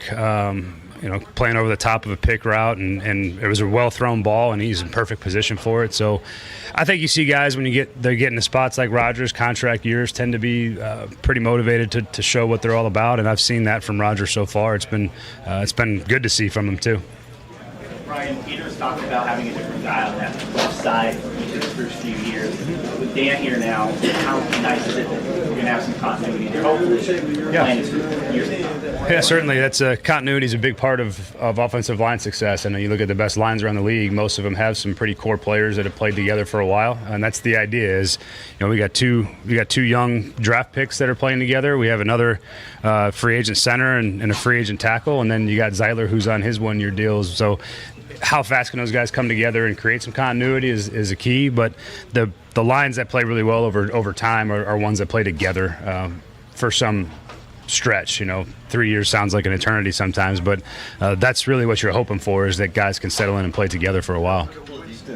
Just practice for a week. How is Kevin Winston only practiced for a week? How have you seen him maybe quick development right out of the gate? He shows up, which I think is the best thing for young players, is that if he finds his way into plays, sometimes how he gets there and how he puts himself in that spot is you kind of wonder how he got to the play, because he's still learning some technique and alignment and some of the defensive stuff, but his just natural ability shows up and he finds ways to make plays every day. And that's really encouraging for him. And then you're just trying to keep pushing along the mental part and the technique part that go with it. So he's coming along great. Again, he hasn't played football since pretty much last September, so it's been good to see. Linemen were saying yesterday that I guess they were told maybe by Bill that there was a big difference in some of the one-on-ones in the first day pads this year and last. Is that something that you noticed? I noticed it. I think I noticed more though. It's more the technique, just how much more comfortable these guys are in their set technique, in their strike, and their hand placement. Especially the guys that have been here for going on two training camps now. So you see it. You see the confidence. You see their preciseness. That improvement over time has really shown up. So that's been encouraging to see. Did you see maybe more in those one-on-ones when you went back and watched? Did you see more offensive line wins than losses in your estimation? Yeah, I think if you're just purely did they do their job? Yeah, it was a pretty good day for those guys up front in the one-on-ones. And the fun part about one-on-ones is the defensive guys go back and watch, and then they try to counter the sets in the one-on-ones and work their counter moves. So it's a back and forth process for those guys. But I was just pleased to see more so that the preciseness of the technique and their sets were really it was good to see that execution in that drill for sure. How's Van Jefferson gone about his business in this first week? He's a pro. I mean, you don't hear Van a lot, but he shows up. He tends to make a play or two every time we come out here from the spring and through now so far. So it's good to have Van. He's a good veteran presence. He's a pro's pro. He knows how to work. He knows how to play. He's been good for the young receivers too, and he's been good for our offense, frankly. And I'm excited that we have him. We saw Xavier Restrepo come alive a little bit yesterday. What have you seen from him throughout this camp? What I would have expected to see from him. There's something about him as a football player, that you can't measure necessarily. He just has a knack for finding space and getting open, and the ball tends to find him. And sometimes that's just how guys play, and that's just what they look like when they play. And he had a big one yesterday. He has had a couple of catches in between, and he's just a good football player, and he continues to sort of make strides and get more comfortable, and the quarterbacks have seemed to find a way to get him the ball. How have you seen that interaction between he and Cam? X is kind of like Cam's shadow. I don't know. They're always kind of doing stuff together, but that's because X is trying everything he can in every possible way to put himself in position to play well and have a chance to make our roster. And Cam, with their relationship, is trying to help him do that. And that's just in the building and how they communicate. But X is really, really intelligent, and he does a really nice job being on top of what he's supposed to know and do. And it's been cool to see. I think he's going to battle like crazy to try to find a way on our team. I did. I texted him yesterday. Said everything went well. I think he was pretty fresh out of surgery, so you know how that goes sometimes. But everything was great.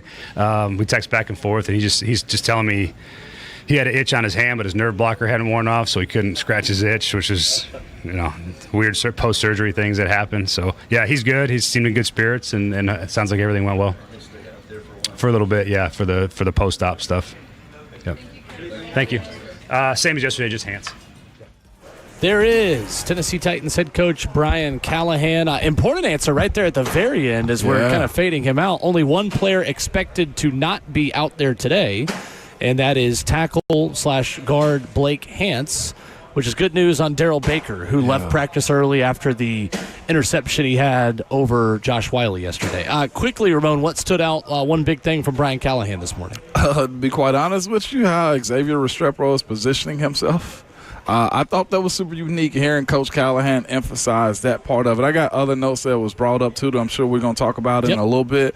But hearing that long answer into how a guy, to be quite honest with you, is doing the non-measurable stuff. That is, you can't measure the mind. You can't measure how a guy always get open. You can't measure how I hate to use the word politicking, but Restrepo's playing a game. Yeah, right. To let folks understand I got to do more, and what a smart guy Xavier Restrepo is. One other guy who will not be at practice today, apparently Callahan said it right as we were getting out of there, Isaiah Rakes, the undrafted rookie defensive tackle, the only other guy who is not expected to practice today. Coming up, we'll shift gears for a couple of minutes as the warm-ups begin here downstairs at Tennessee Titans training camp. Joey Aguilar, as Tennessee fall camp and media day began yesterday, said something very interesting that I think Vols fans will want to hear, and we'll play it for you coming up next.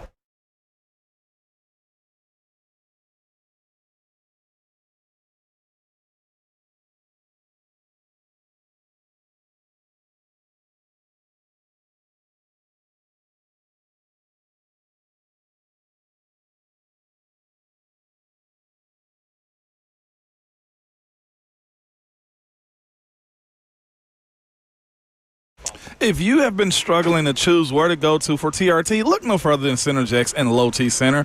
The new Synergex Health app is a superior innovation in healthcare technology that you will not find anywhere else.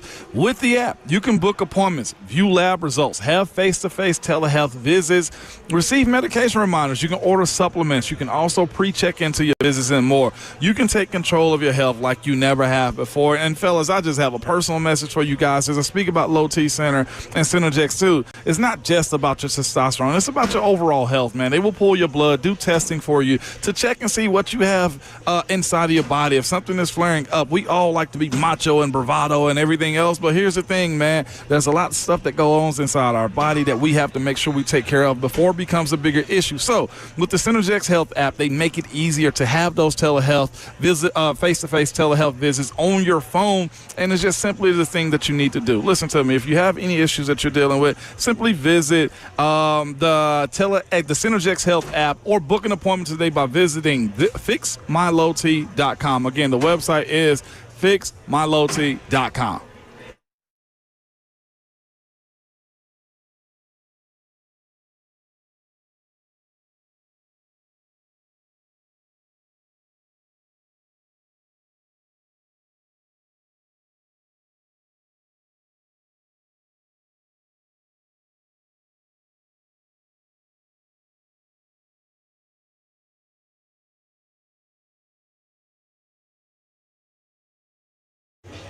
At Genesis Diamonds is not just in the name. Diamonds are in their DNA. They dream about diamonds. They obsess about diamonds. Diamonds are their life, all right? They go to the ends of the earth to get the best diamonds, too. They look at 100 colors and pick just a few of them to bring back to the showroom. They make sure that every diamond has a certain sparkle and brilliance. They have every diamond graded by the world's most prestigious gem labs, too. And they look way beyond the 4 C's to guarantee it's just not acceptable. It's extraordinary.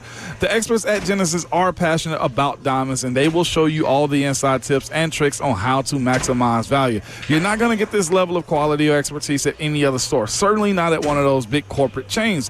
Genesis is your source for hand-picked GIA certified diamonds at a guaranteed best price. They'll have ovals, rounds, princess cuts, emerald cuts, heart-shaped, pear-shaped cushion cuts from a half a carat up to 20 carats if you want to. And to properly showcase these exquisite diamonds, Genesis has the designer settings that other stores can't get. All the big-name bridal designers have hand-picked Genesis as their trusted partner.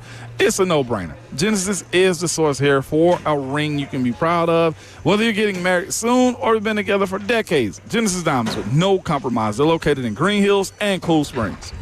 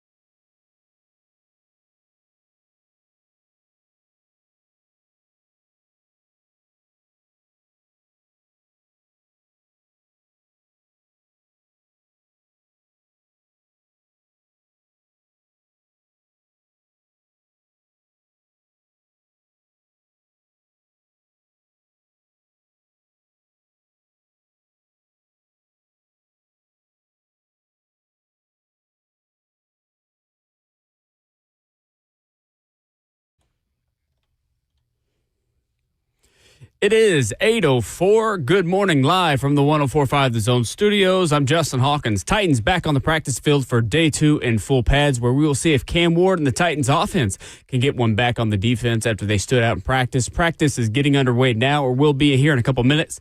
Head coach Brian Callahan just spoke to the media earlier about quarterback Cam Ward responding to those problems. I feel great about how Bunt's back. It's just sort of how he's wired. Everything about his mental makeup and how he operates when he makes mistakes is everything you want to see from a coaching perspective. And so I feel really good about how he'll respond to any negativity in general. So it'll be fun to find out. Tennessee football, they held their opening media day yesterday where head coach Josh Heupel addressed star defensive back Boo Carter's status with the team, stating that he will not be dismissed from the team. Heupel said, quote, "Boo is a part of our team. There are some things that he needs to accomplish to get back on the field with us. Our leadership council have been a part of those discussions." Per ESPN's Jeremy Fowler this morning, Baltimore Ravens tight end Isaiah Likely, who was carted to the locker room yesterday during practice, suffered a small foot fracture per his test. If all goes well, it should be an early season return with a week 1 possible return date. For all your foundation repair and waterproofing needs, you got to go to USSTN.com. Breaking news at once on your home for the Titans and Vols. This is 104.5 The Zone.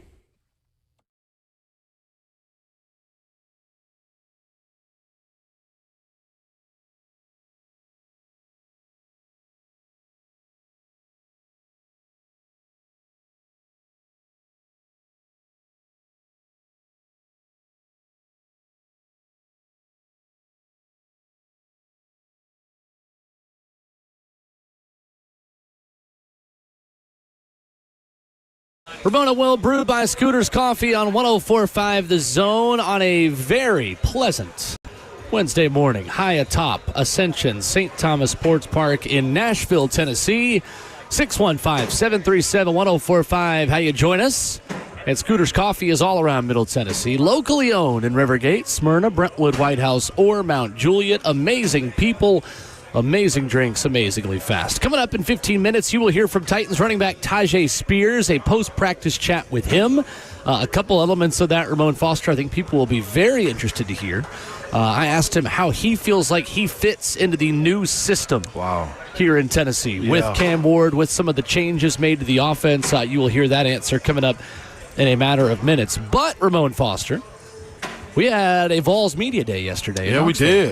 We could spend a little bit of time on the Big Orange today as stretch and individual stuff and things that we can't really tell you much about are going on beneath us here at Ascension St. Thomas Sports Park. We promised the people, Ramon, they will not miss the narration and the description of a single Cam Ward throw while we were on air. No, they will not. That is our promise to the people. Nobody wants to hear about them doing an up, down, and running and fitting up. Nobody wants to talk about that right now. Absolutely not. Maybe some people do. I mean, some would, but Coach Mack is walking down there right now with his camera crew getting ready, too. That's true. Yeah, Mack has a posse. He does have Mack has a posse. It should be the name of it, too. That's right.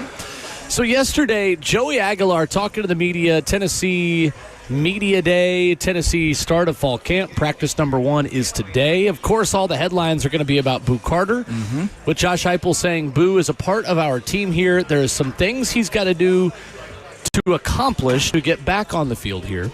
Don't have a timetable with that. Obviously, a big role last season for Boo Carter, who is a member of the All-SEC freshman team.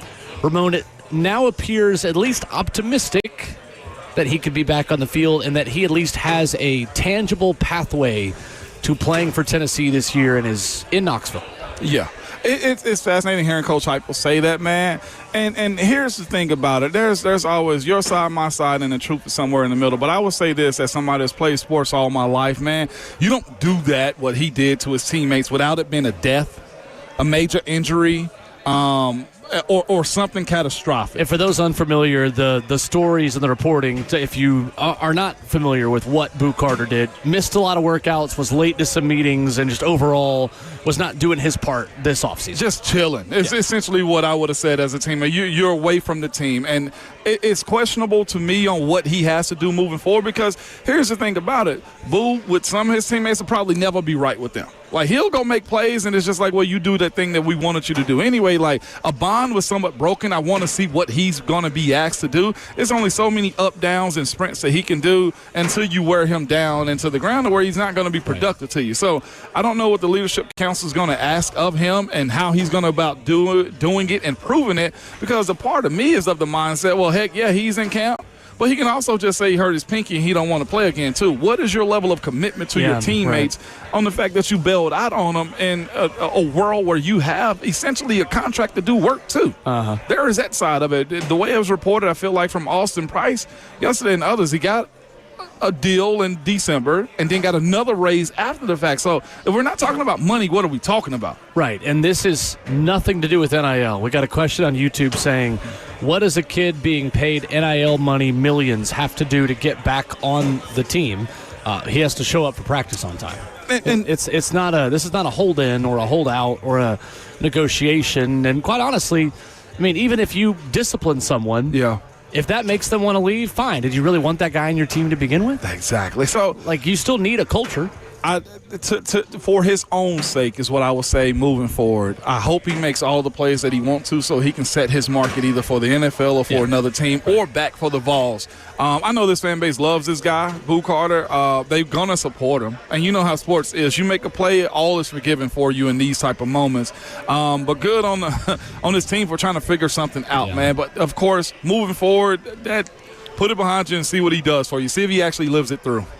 So Joey Aguilar spoke with the media, Ramon, and I thought had a very interesting and exciting comment about how quickly he learned the offense. This was Tennessee quarterback Joey Aguilar speaking with the media yesterday. It was a lot to take in at first, but when I got here, it made it easier running it in person and live, because online everything is like, it's easy, but it's not easy. I'm a visual person. I like to see things I like to physically run stuff. So like he said, 4 days, it was like 12 installs in 4 days. I was trying to get through everything and just get a visual of everything, so when I get here, they say, I kind of picture it, but then break it down in more detail. 12 installs in 4 days. Right? Yeah, man. How crazy is that? Getting to it. But he's a guy that's played quarterback, so you understand on how to correlate one offense to the next anyway. It's just his is going to be timing and decisions. If something his first or second option isn't there, is what he's going to have to adjust to moving forward. That's exciting to hear him say he's picked it up. It also makes the quarterback competition that much more spicy moving forward also, Will. It's just like, okay, you guys have been here, but lo and behold, if he is a guy that's actually making those plays that this team want to see, and he's the most senior guy. He's got a lot at stake here going up against these two young guys. The thing I'm really interested in, Ramon, is how Josh Heupel adjusts his offense for whoever wins this job. Because the last 3 years, Josh Heupel, as good head coaches and offensive coaches do, has adapted his scheme for what that quarterback has done well. He moved Hendon Hooker out of the pocket. Sure did. There were some option concepts. There were some rollouts. There were some things they did to get Hendon Hooker on the move. With Joe Milton, there was less over the middle of the field, more working outside the hash marks and outside the numbers and the deep balls that only he can throw. And then last year it was 12 personnel. 2 tight ends. Nico Iamaleava was better with 2 tight ends throwing over the middle of the field than he was throwing across the hash marks outside the numbers or throwing it deep, because he was not accurate throwing it deep. My question is, what does Joey Aguilar do well? What does Jake Merklinger do well that Josh Heupel can emphasize within the offense? And how quickly does Josh need to pick a starter? That way he can start to strengthen things for the quarterback, because Jake Merklinger's best version of the offense might not look like Joey Aguilar's best version of the offense. That's very true, and it's on Heupel and his staff to make sure that they put these guys in the best position to win. So with that, it's going to be fascinating. What I saw from Jake Merklinger this spring, guy's an athlete. His ability to be mobile and move around the pocket was surprising to me. It made me feel happy knowing that this guy's not just going to sit there and take. You know what I'm saying? If it's not there, he's rolling. I almost feel like with Merck, he's going to be a guy that does the Hendon Hooker style. He's going to be down the sideline, moving the pocket a little bit, man, and being smarter with the ball. He does have a good deep ball. His touch was there this past spring, man. But now it's a real true competition. And to your point, if Joey does similar things, man, Heupel's got a, like I said, this is what the money's for in these situations. He's got a hard decision to make. Does he want to pay respect to the guy who's in a position of need when it comes down to it with Joey Aguilar? My thing with Joey I want to see is, considering he's got another payday also with coming to UT from UCLA, how much is he willing to give his body? Because I feel like that's a dynamic part of his game that I've only seen on tape, the film that I've seen. But it's also bigger, faster, stronger. The guys he's going to be giving his body up to take those hits. So I kind of want to see how he's going to balance that. Will he be a sit and spin the ball down the field type of guy?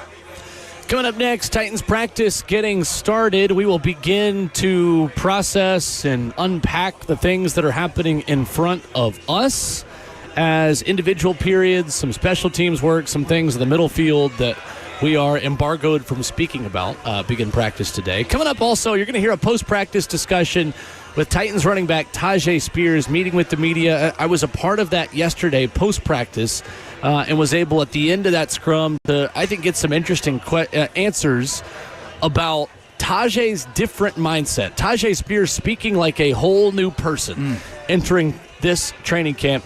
You'll hear from him as well coming up next.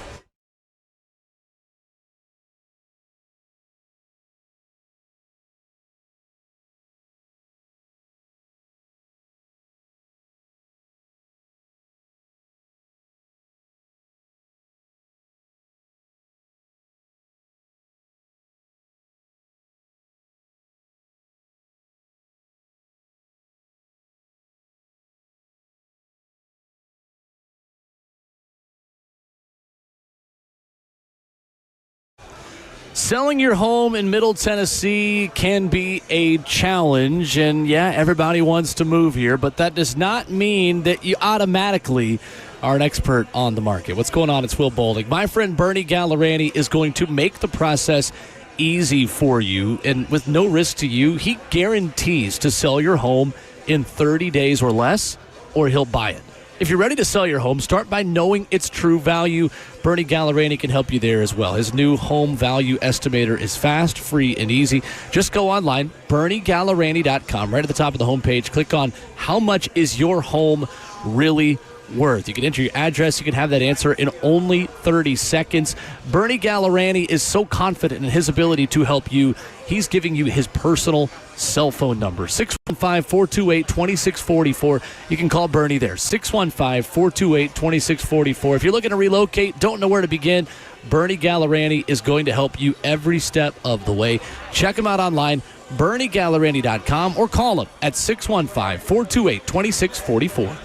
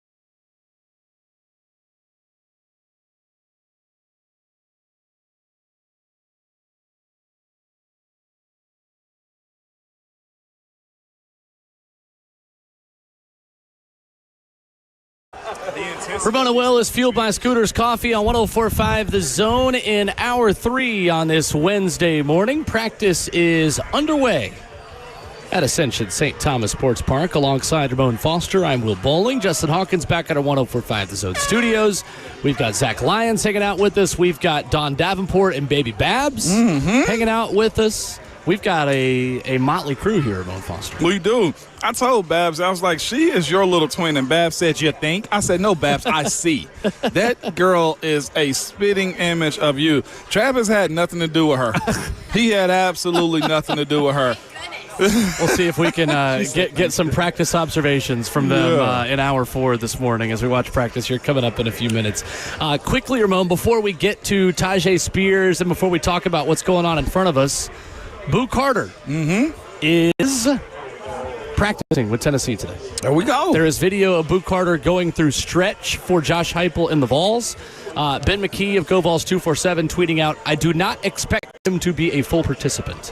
However, there is video of Boo going through the stretch period and warming up at the very least with his teammates today in Knoxville. They're going to make his time miserable the way it seems. Everything that's optional or voluntary, he will have to be a part of it, man. It is going to be it's going to be interesting to see how they balance it, because here's the thing that coaches step on their tongues about from time to time. Well, if you got talent, you gonna be there. Step on their tongues about it. Yes, they do. That because sounds painful. Well, exactly. And that's sometimes, a big tongue. like the old cartoons back in the day, right?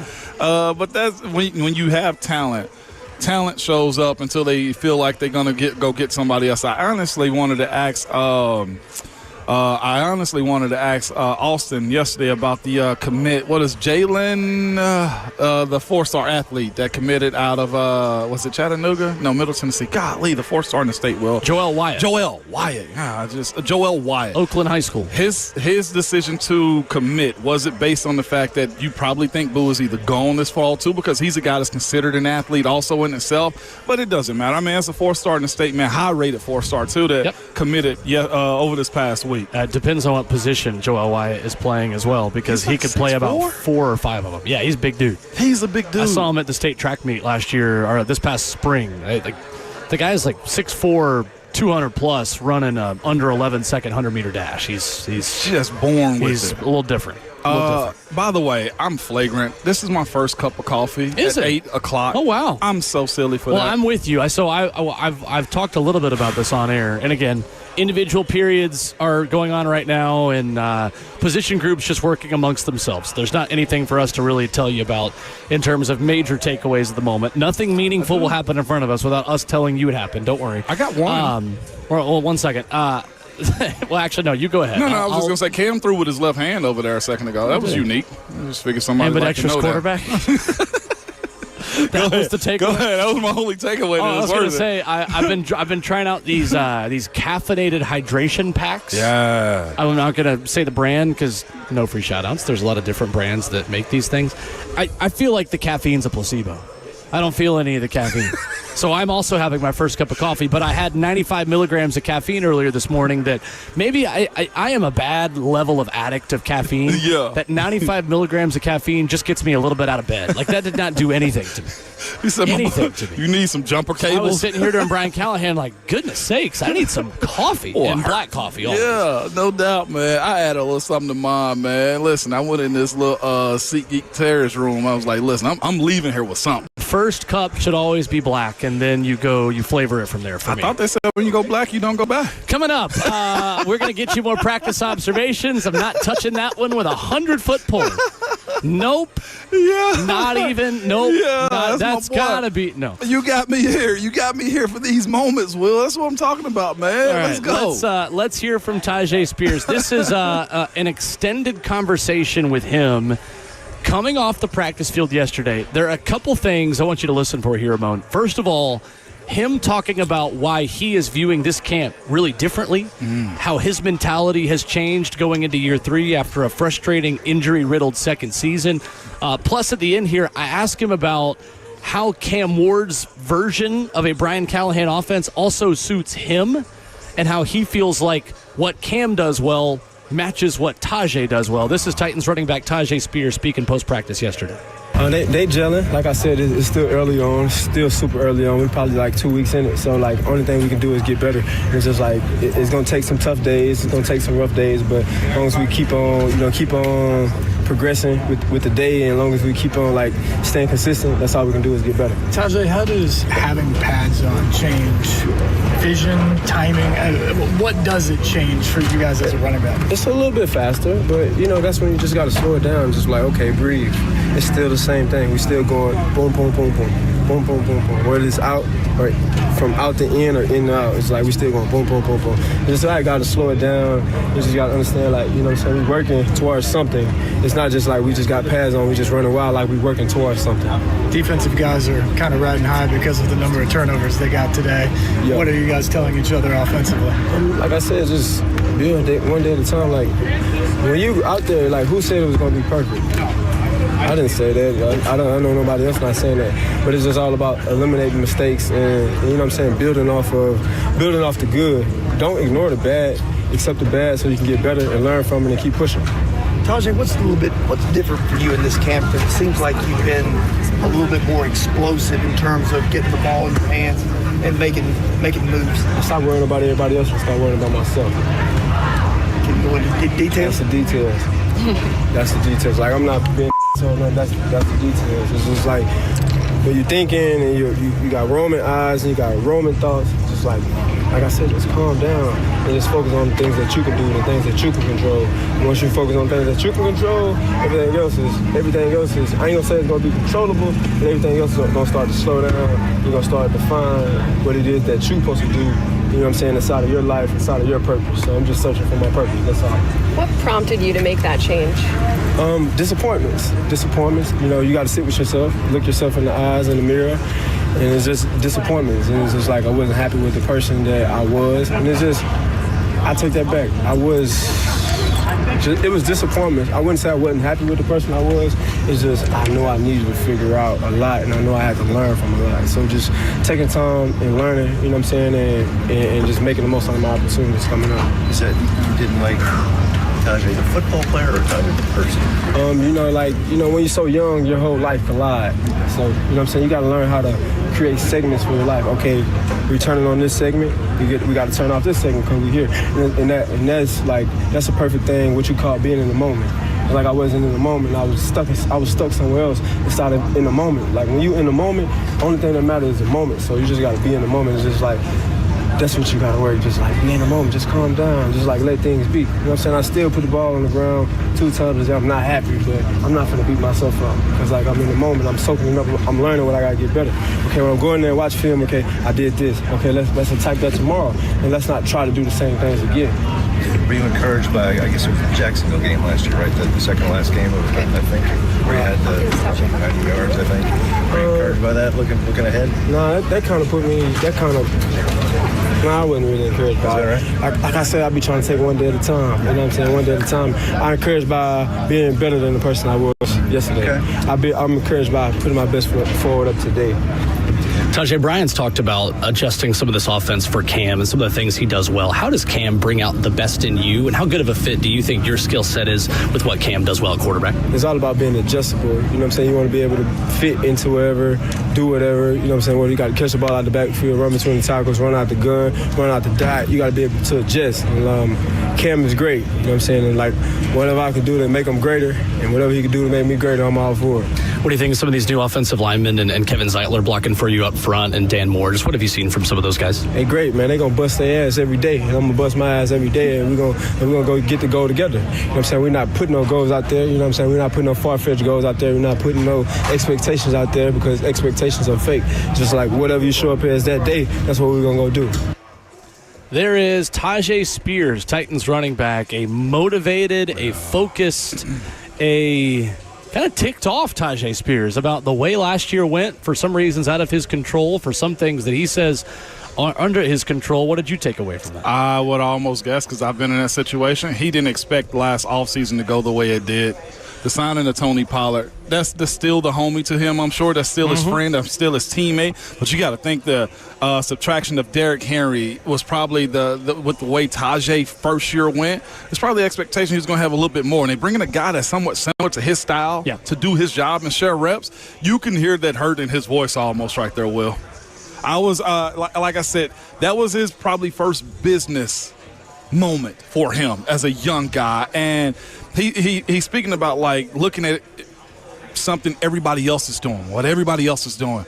And that's why I tell, like, some guys, like, run your race. Put your blinders on, man, like horses coming out of the doggone blocks, man, and just be where you are and focus on yourself. And seemed to me, Tajay was probably scanning the room to figure out where do I fit in. Right. We used to say in, like, the training camp mode, like, he was probably counting numbers. He's probably counting reps. When am I going to get mine? Instead of, look, wait for my opportunity to capitalize on what I do well in those moments. So you can do too much sometimes as a young pro, and it feels like that's where he was, and he's kind of brought himself back home now.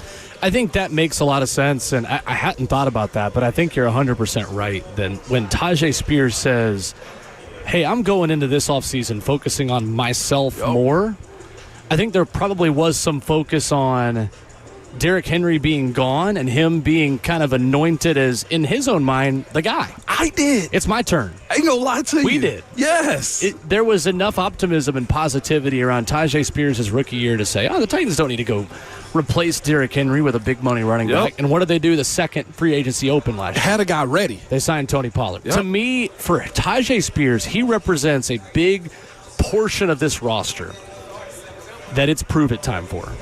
And when Chad Brinker and Mike Bergonzi have their introductory press conference for training camp the other day and say, our goal as an organization is to know who we have by year 3. Yeah. Well, it's time for Tajay Spears. Facts. And for an organization that is emphasizing both publicly and through their actions being a draft and develop organization, being a team that wants to re-sign the guys that they drafted, that they grew, that they feel like they can maybe even get a discount for as well, because you keep your own guys, you're more likely to maybe get those guys at a cheaper rate than what you would on the market. Well, you got to know by year 3 whether or not you want to, extend that guy going into the final year of their rookie deal, or start to plan for future caps and future dollars for, hey, we got to get ready. Tajay is going to have a little bump up coming up soon. Yep. You know that answer by the end of this season. You do. So I think for Tajay Spears, it's that part of it. And then at the very end, you heard him talk about being adaptable.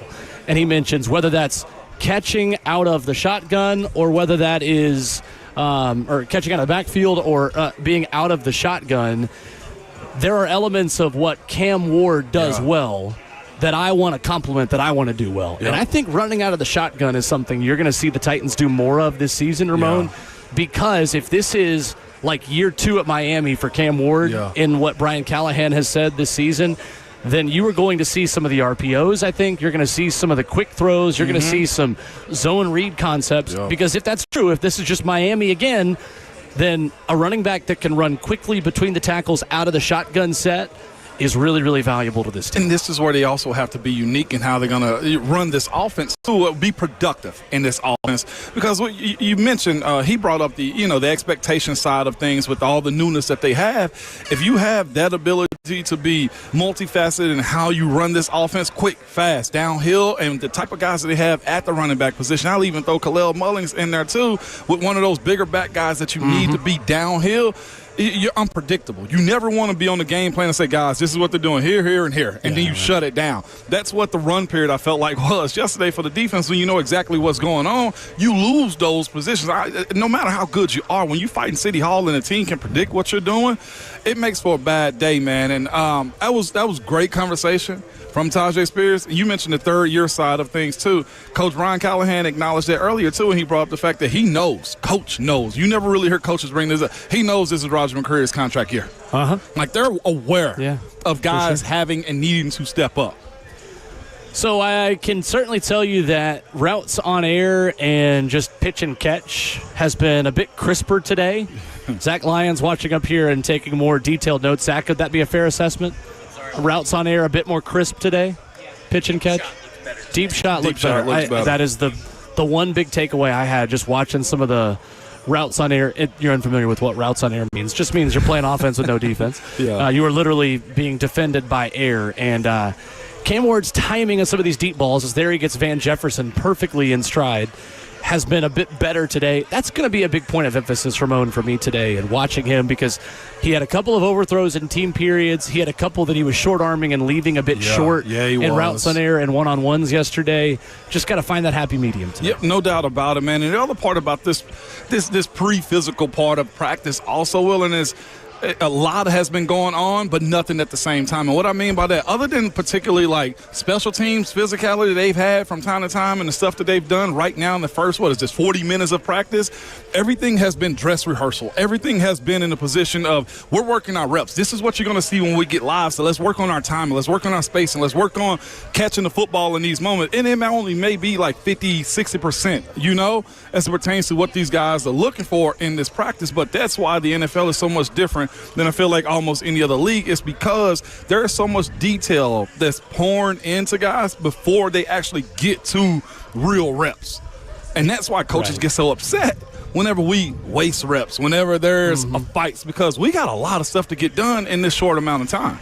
The other thing about today, Ramon, is that it is a second straight day of practice. Yeah. I was talking to a coach last week who told me the first practice after an off day is always miserable. It's always sloppy. It's always a little bit messy.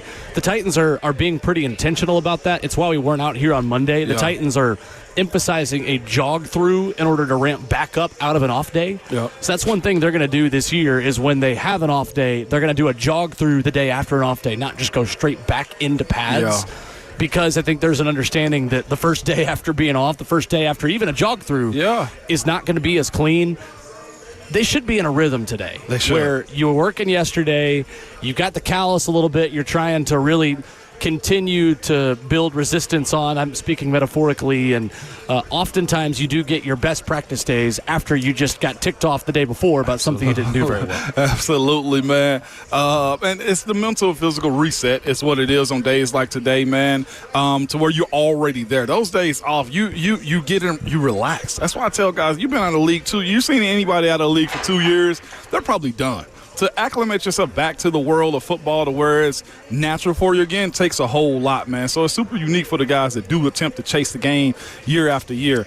Gonna be fascinating. Coming up, we will see how Cam Ward responds after a 3-interception challenging day yesterday. We hope to have some 7-on-7 to talk about when we come back, as we give you practice observations for the rest of the program. We stream the show live, not practice, but just our faces watching practice on 104.5 The Zone TV, Facebook Live, YouTube, Twitter, or Twitch. We'll get you more practice takeaways as they happen coming up next.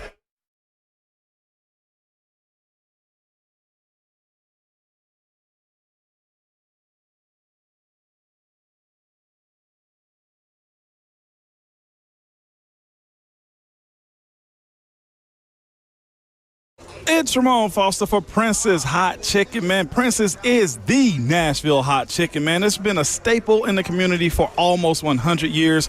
Starting at the first location, man, on Jefferson Street as Prince's Hot Chicken Shack. Yes, it has evolved into multiple locations all over Middle Tennessee, too, man. And it also may be called Prince's Hot Chicken, but did you know they also have a vegan and vegetarian options? Like they have portobello wraps, chickpea salad sandwiches, and more.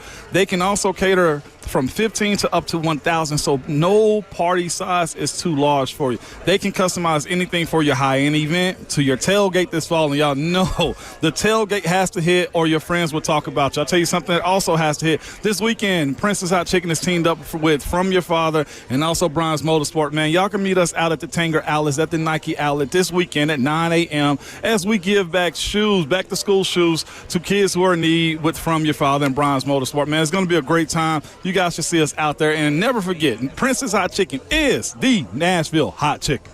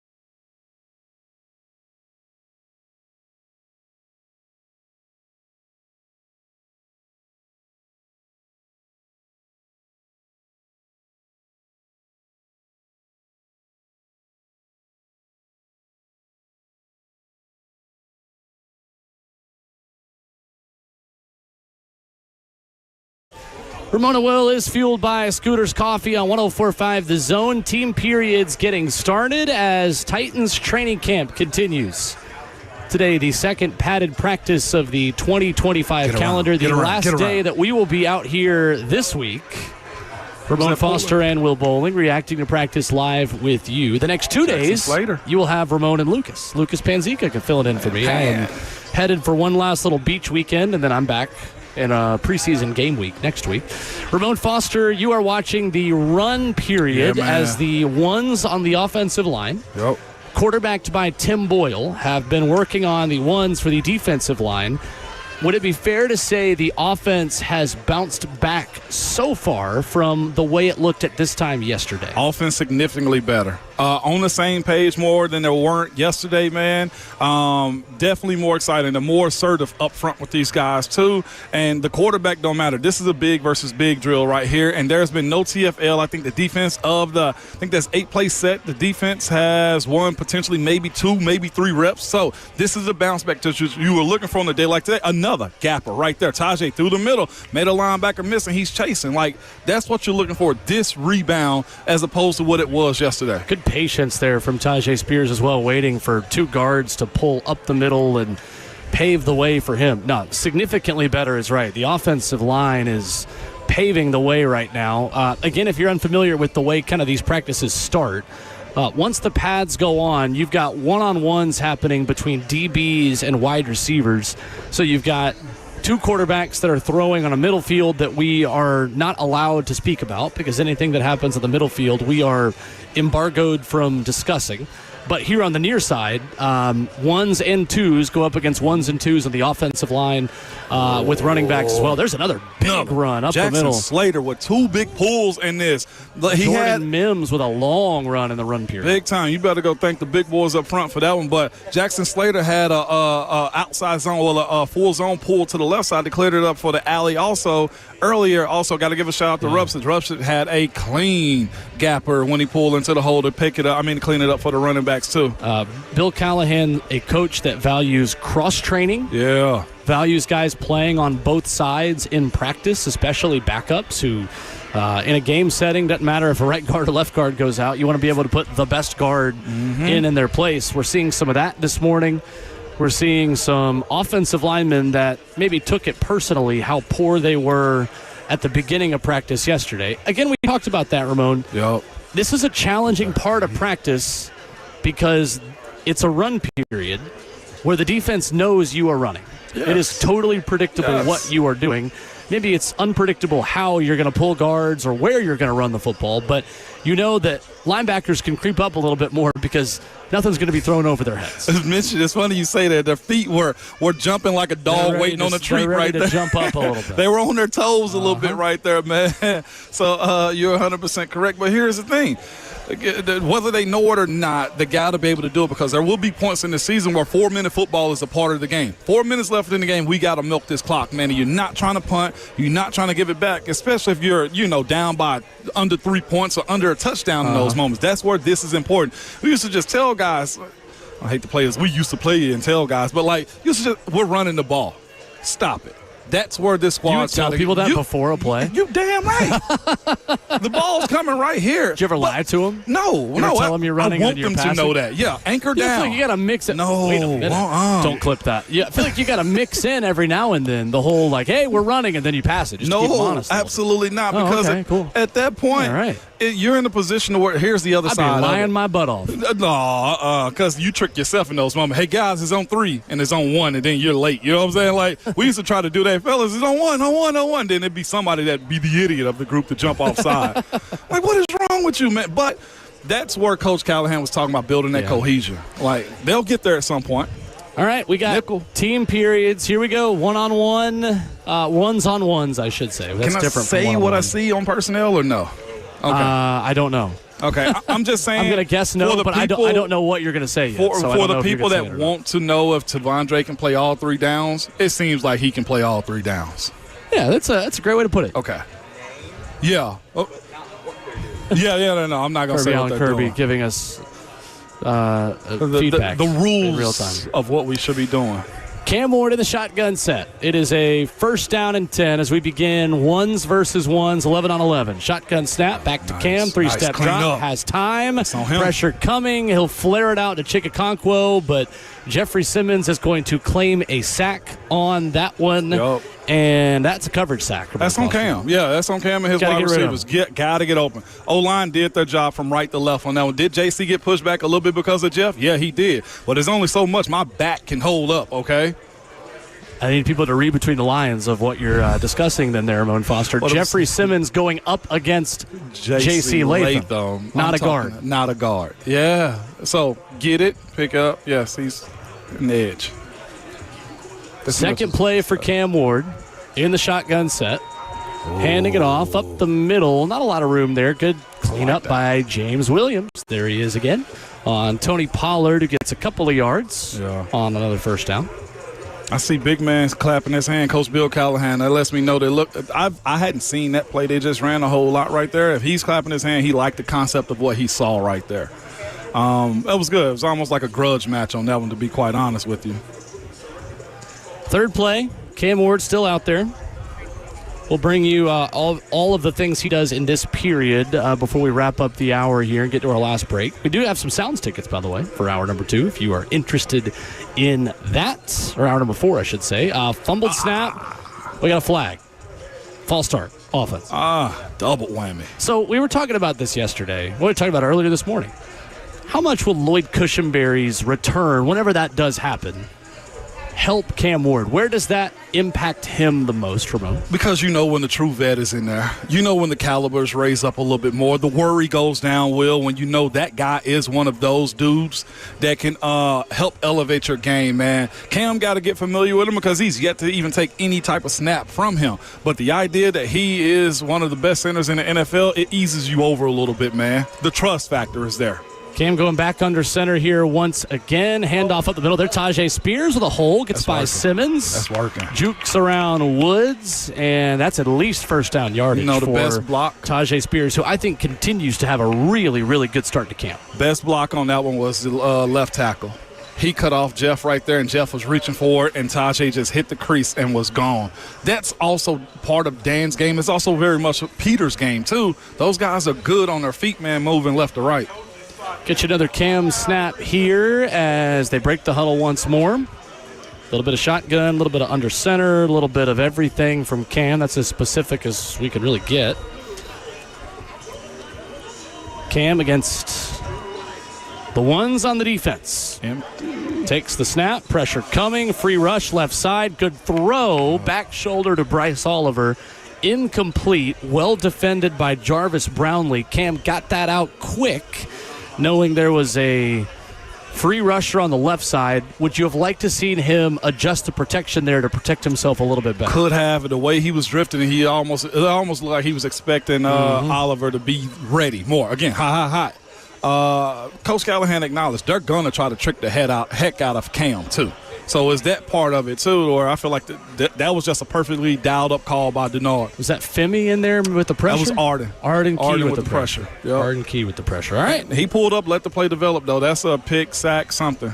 Well, Cam Ward is off the field, meaning the twos are on, meaning when we come back, we hope Cam should be back up again. Plus, we got some Sounds tickets to give away as well as Hour 4 of Ramon and Will, fueled by Scooters Coffee, live from Titans Training Camp, continues after this.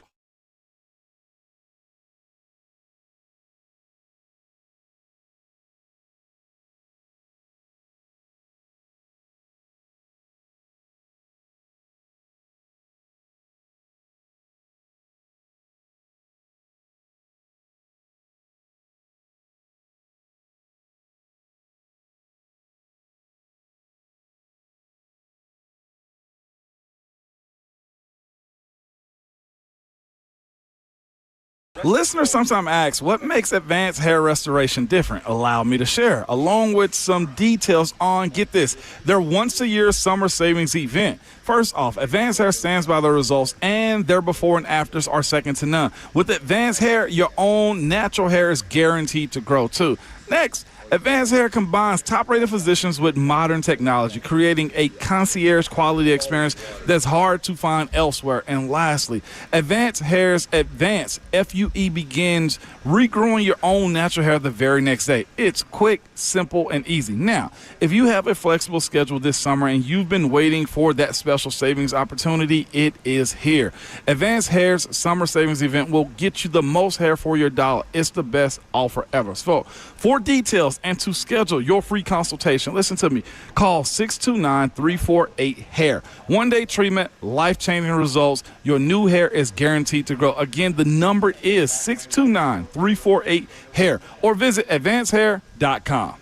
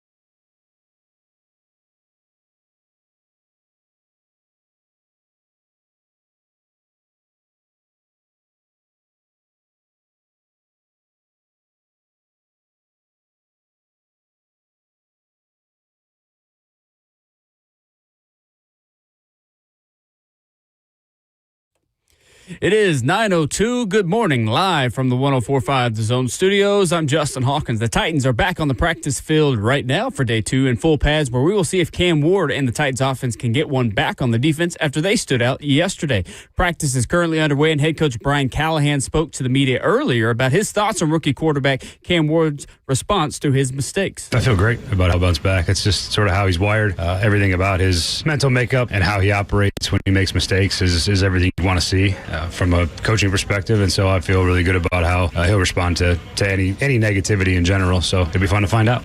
Tennessee Vols football held its opening media day yesterday, where head coach Josh Heupel addressed star defensive back Boo Carter's status with the team, stating that Boo will not be dismissed from the team. And per multiple reports out of Knoxville this morning, Boo Carter is dressed out and at practice today, but not expected to be a full participant. In NFL news this morning, a couple of season-ending injuries were announced. Miami Dolphins cornerback Kader Kohu has a partial tear in his ACL that he suffered in practice this past Saturday and will require season-ending surgery to repair it. The Dolphins now have lost their entire starting secondary from last season to either injury, trade, or being released. Also, Cleveland Browns head coach Kevin Stefanski announced that cornerback Martin Emerson Jr. suffered a torn Achilles in practice yesterday and will miss the entire season. For all your foundation repair and waterproofing needs, you got to go to USSTN.com. Breaking news at once on your home for the Titans and Vols. This is 104.5 The Zone.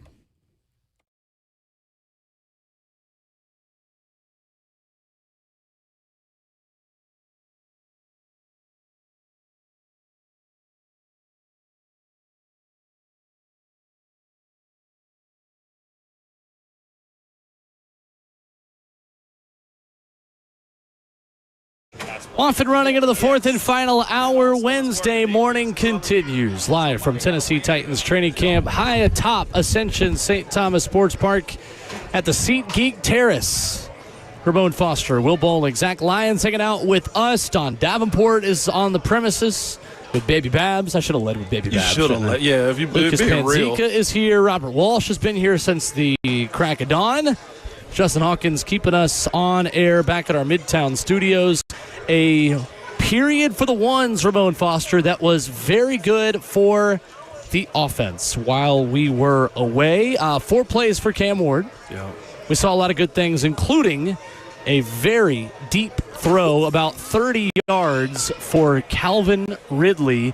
Perfectly placed ball in the bucket from Cam, right over Darrell Baker, away from the safety where the safety couldn't make a play there either. One of the best throws we've seen so far in camp from Cam Ward, who has looked good to start. Best catch I've seen in the last 2 years of being out here. Ooh, that's okay. what I'm going to say. All right. That was the safety over the top corner underneath with Calvin on the sideline. Cam Ward gave him enough room, man, to catch that ball, bring it in. He's 2 toes down, 2 feet down, and a reception. That was beautiful, Will. That was what we spoke about yesterday, that even in Cam's, this ain't to, God, I feel like we're hyping it up, but this ain't to say he's the next coming of Christ. Like, being able to say this guy makes the plays or put the ball in the vicinity, that's all you're really looking for as far as your wide receivers quarterback connection right there. And Cam delivered big time. Yeah, very good throw from Cam. A very clean pocket as well. Thank you. For him to make that throw. You're so welcome. Thank you for saying a clean pocket. A very good run, the play after that for Tony Pollard. Peter Skoronski with a great block, getting to the second level and climbing up the defense to pave the way for Pollard, who was gone. Running through the middle of the defense. A TFL for Jeffrey Simmons on Calvin Ridley. A little bit of trickery there that we won't get too into, but a win for the defense. We'll just say Jeff Speed showed up from the minus pounds. Sure, and then a completion to Tajay Spears. The end of the last group of plays for the ones. A little bit of a break between periods. Guys getting water, guys resting for a minute before they get back at it. But Ramon, so far, how pleased are you with the way the offense has bounced back after a difficult day yesterday? That's exactly what we spoke about earlier in the show, and even a little bit of yesterday. Like, it wasn't that it was bad. It's supposed to be bad on some days, but you want to see the response from the opposite side. Like, that's what you're looking for in training camp. This is almost like lifting weights, man. You're going to be sore as heck after you have a big game day. But you realize the next week, we're a little bit better than we were last week. And that's what training camp is. This is the proper response for a team, for an offense that kind of had it handed to it yesterday, man. Yeah, right. I think, too, you look at just the way practice ended yesterday. when we got off air, things had not really unraveled yet for the offense. I mean, things weren't overly crisp, but 2 of the picks that Cam Ward threw at the end of practice were just that, at the very end of practice. So got to sustain this. Practice is about halfway over, and there's still a lot left to be done. But it wasn't all bad yesterday for the offense. It just kind of got away from them at the very end. Defense jumped out yesterday. You can tell their mindset was to set a tone for what this team is going to be known for. And if I was them too, I'd be a little bit pissed off, to be quite honest with you. They've talked about Cam the entire offseason. They hadn't acknowledged us. I'm saying all of those things. I'm Denard Wilson. They think Cam's here to save you guys. No, wrong. And I felt like the defense delivered the way they should have too. I said it earlier. I would have felt bad if the defense did have a bad day on day 1 of pads. All right, we got one-on-ones with big men. J.C. Latham with a win on Draymond Jones to start here. Heads on swivels. I know. We're back at it. And here is one of my favorite matchups.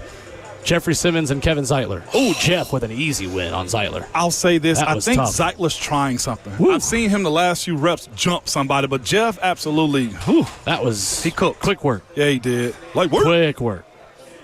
Here is Corey Levin against Tavondre Sweat. Tavondre hold on to pushing that the bus, pocket baby. Hold on to that bus. Come on, Big Skull.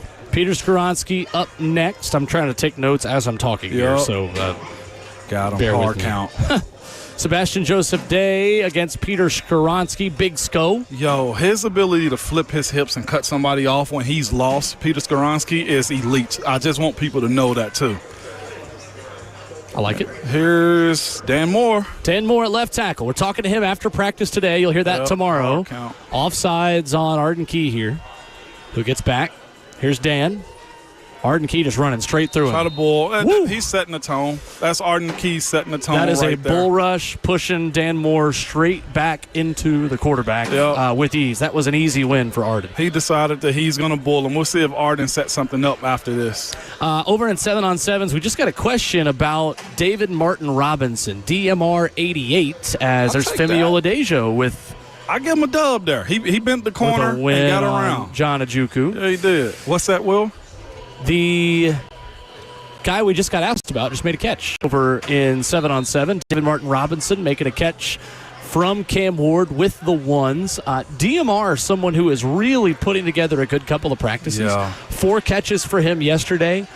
Ramon, I'm really interested in A, how the tight end position is used in a Cam Ward offense, and B, who makes this team as well at tight end. I think is one of the more up-in-the-air positions on this roster. The coaches this offseason front office, Chad and both Mike Reganzi, have said they were going to facilitate a camp where competition was supreme. It was the first thing at the top of their docket to have guys that can really compete against one another.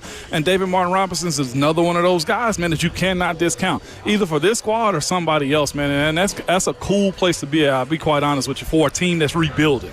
Diving catch a minute ago for Tyler Lockett over the middle of the field. Did a nice job finding some open space in 7-on-7. Jalen Duncan. Jalen Harrell against Jalen Duncan over in the 1-on-1s. Who won that one, Ramon? Jalen Duncan did. He's had a solid 2 days in pads, man.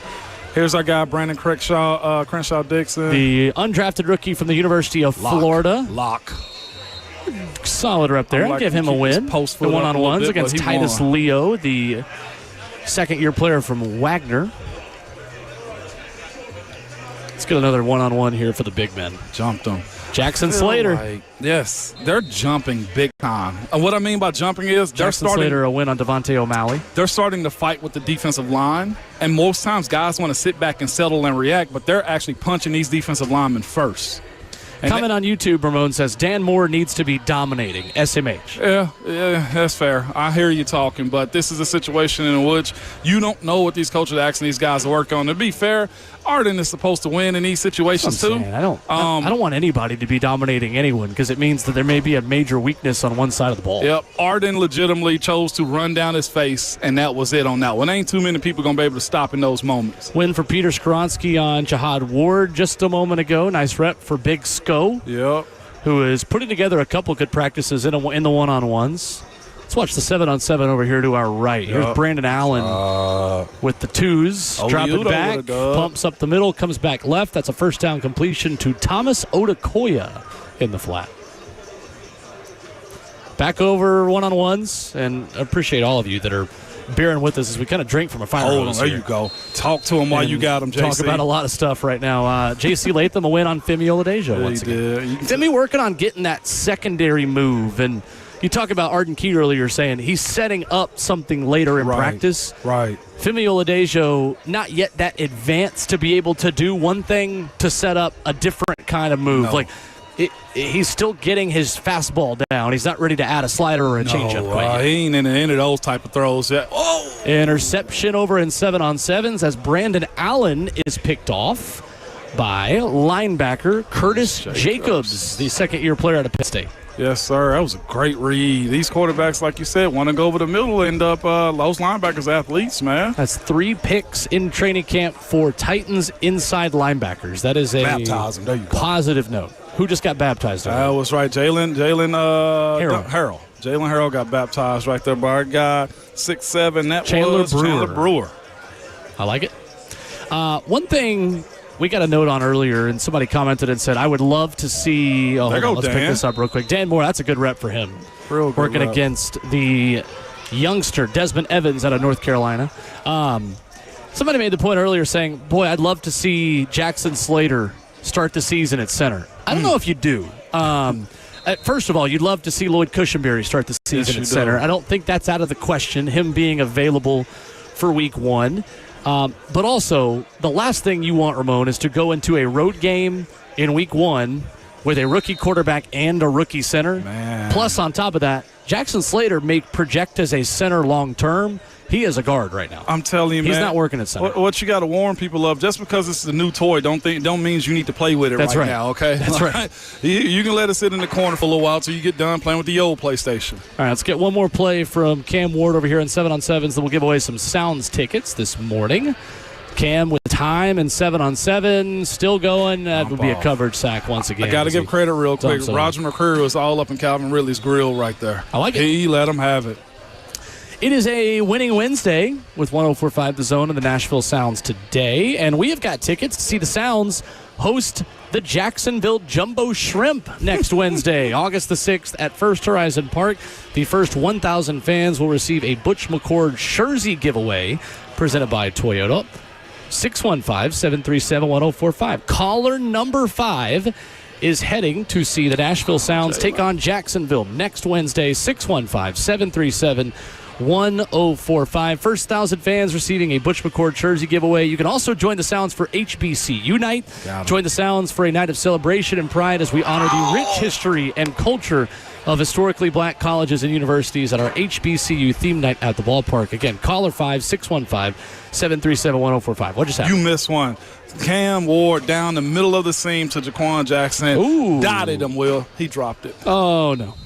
He dropped it. We don't like that. Couldn't have been any better. Zach, could have been any better. To hear that. To Jaquan, oh, you missed a gem.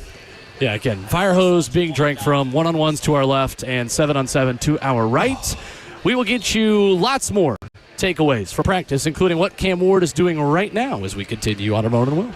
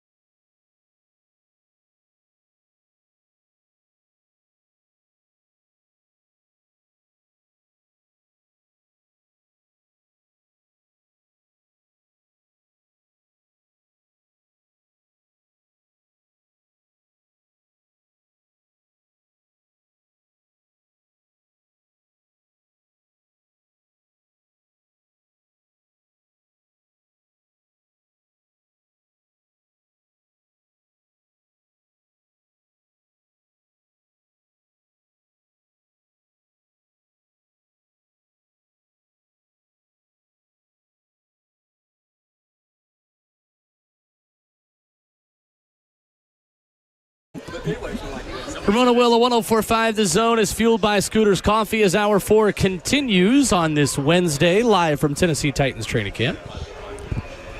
Ramon Foster and Will Bowling streaming the show live, 104.5 The Zone TV on the 104.5 The Zone YouTube channel. You can talk directly to us, where our good friend Tony Keeley writes in and says that he is here for the Jackson Slater love. Yes, we are as well. Yeah. Hey, Jackson has some good pulls, man, showing his mobility and that's fair. Way to navigate and get around mess to clean up a block, man. I like it. Practice in a little bit of a pause right now as special teams and then position-specific drills continue. So there are no plays for us to keep you updated on quite yet, but there will be in just a minute. So stick around. We'll have more Cam Ward observations for you in just a moment. We were talking live on air when Dan Moore had his first rep against Arden Key, and a bull rush from Arden Key pushed Dan straight back into the quarterback. It was an easy win by the Titans edge rusher. Ramon, Dan got a second chance against Arden a minute ago. Got his lick back. Got his get back. Yeah, he did. You're going to lose. For the folks that think this is a situation where just because you pay a guy $84 million or whatever the case may be, or Arden Key looks like this, that he's not supposed to lose or vice versa, this is how you build a team up, because you go back to film and see, okay, in this position, his head was already down and you knew you needed to brace for those type of moments right there. Arden, again, chose to go fight is what it was in those moments. And to be quite honest with you, I look at the other side of the ball for a guy like JC. I'm thinking to myself, these guys are trying to bull JC Latham. You know strength is a part of his game one-on-one. I to myself say, like, that's idiotic. Why are y'all going through him? Go around him. Mm-hmm. But that's the difference in, like, what training camp is. These guys are trying stuff. I'm also seeing the guards jump guys. And what I mean by that is they're not sitting back waiting to start protecting. They're going to the guys to start the fight, and they're losing some of these battles right here.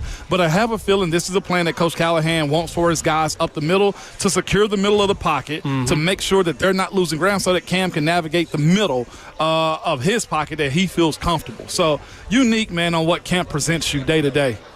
I think overall, through 2 days, Ramon, it is fair to say the offensive line has bested the defensive line in one-on-ones. Today? Heck yeah. I think they did yesterday, too, to be honest with you. Yes. Because although team periods were not as kind to the offensive line and the offense in general, they were solid in one-on-ones yesterday. I think the overall skill level and talent of this team in the trenches on offense is better than it was this time a year ago. I think Kevin Zeitler is still kind of getting acclimated a little bit. I think he's the one maybe of all of the starters on the offensive line that is struggling the most. But again, Jeffrey Simmons looks like a different version of himself, doesn't he? He looks like he's got a burst and explosiveness in these one-on-ones that is different. It's not just power that Jeff is using to beat some of these guys. It is speed around them. It is going through them. His bag has deepened this offseason. Yes, it has. He went to one of those hardware stores, Will, and got a new drill. He picked up a saw. He picked up a lot of stuff, new screwdrivers and everything, because the stuff that he did in those 101s was very fascinating on his movement. He's staying lower. He's shooting out on the ball, man, and how many pounds he lost and put back on to get to where he is right now is benefiting him as far as I'll go with that. He made a move in his last reps on 101s that I've never seen him make here as quick as he did. Now, this is 101s, but you also say to yourself, some of this stuff will translate over. Just like I would tell you, there will be some point in what Dan Moore gets bull rushed back, or JC will too, or get beat underneath. You just try to, Will, for the most part, maximize your strength and minimize your weaknesses. That's what training camp is, man. So still waiting on team periods to start once again. You'd give the edge to the offense or defense so far, Mo? Offense. Okay. Offense. Also, I have a question. Casey asked in our YouTube chat, man. Hit me. Is Jeff Simmons trying to slide into a Myles Garrett big edge build? Nope. I don't think so. No, I don't think so. He's not slimming down that much. He and also Jeff ain't Miles respectful. He's different players. Yeah. Decent enough question. He's trying to become Chris Jones. He's trying to get that double-digit number. Yeah. And if he does that, while also we're seeing him do well in the run game too, that's a benefit, man. This is just a guy that's going into year 7 that realized he's got to make body changes to extend his career out, and it's benefiting him in training camp so far in a way I don't think we've talked enough about how Jeff's ability to win. It's kind of enticing to want to see this in the stadium. Yeah, I think so. I think he wants to be Chris Jones, honestly. Facts. Another Mississippi Fletcher State Cox. guy who, like guys who can be versatile chess pieces to move across the defensive line and beat you in different ways and be sack getters. Because, Ramon, we talk about this with offensive linemen who want to be left tackles. Defensive linemen who get sacks make more money. You best believe it is that simple. And if Jeffrey Simmons, and this isn't what the Titans want, but let's just say hypothetically, Jeffrey Simmons was a less productive player in the run game, yet had more sacks this year. It would be easier for his agent to go back to the Titans to get an extension as a pass rusher than a run stopper, even if he was a worse overall player. Listen, the Dexter Lawrence. You hope he can do both. Of the world are unique. Yeah. You know what I'm saying? Like, those guys specialize in stopping the run with the ability to get to the quarterback from time to time. Who was it? Milton Williams, the guy that the Patriots ended up helped signing. Win the Eagles the Super Bowl. Because of his ability to stop the run. There isn't a league that's evolved into having the big run stopper. Those guys are a dime a dozen, and they're only for specific teams. When you have a Chris Jones, a Fletcher Cox, a Malik Jackson, a Jeffrey Simmons type that can get after the quarterback while also stopping the run, that's when you move into a different realm. That's when the conversation about you as a player moves up. I played with a guy in Cameron Hayward that wanted to do those exact same things, man. Like, Will, you can run and stop all you want to, but where does your name get called at? In pass rush. Sack. Exactly. Like, that's just the business that presents itself to you. It totally is.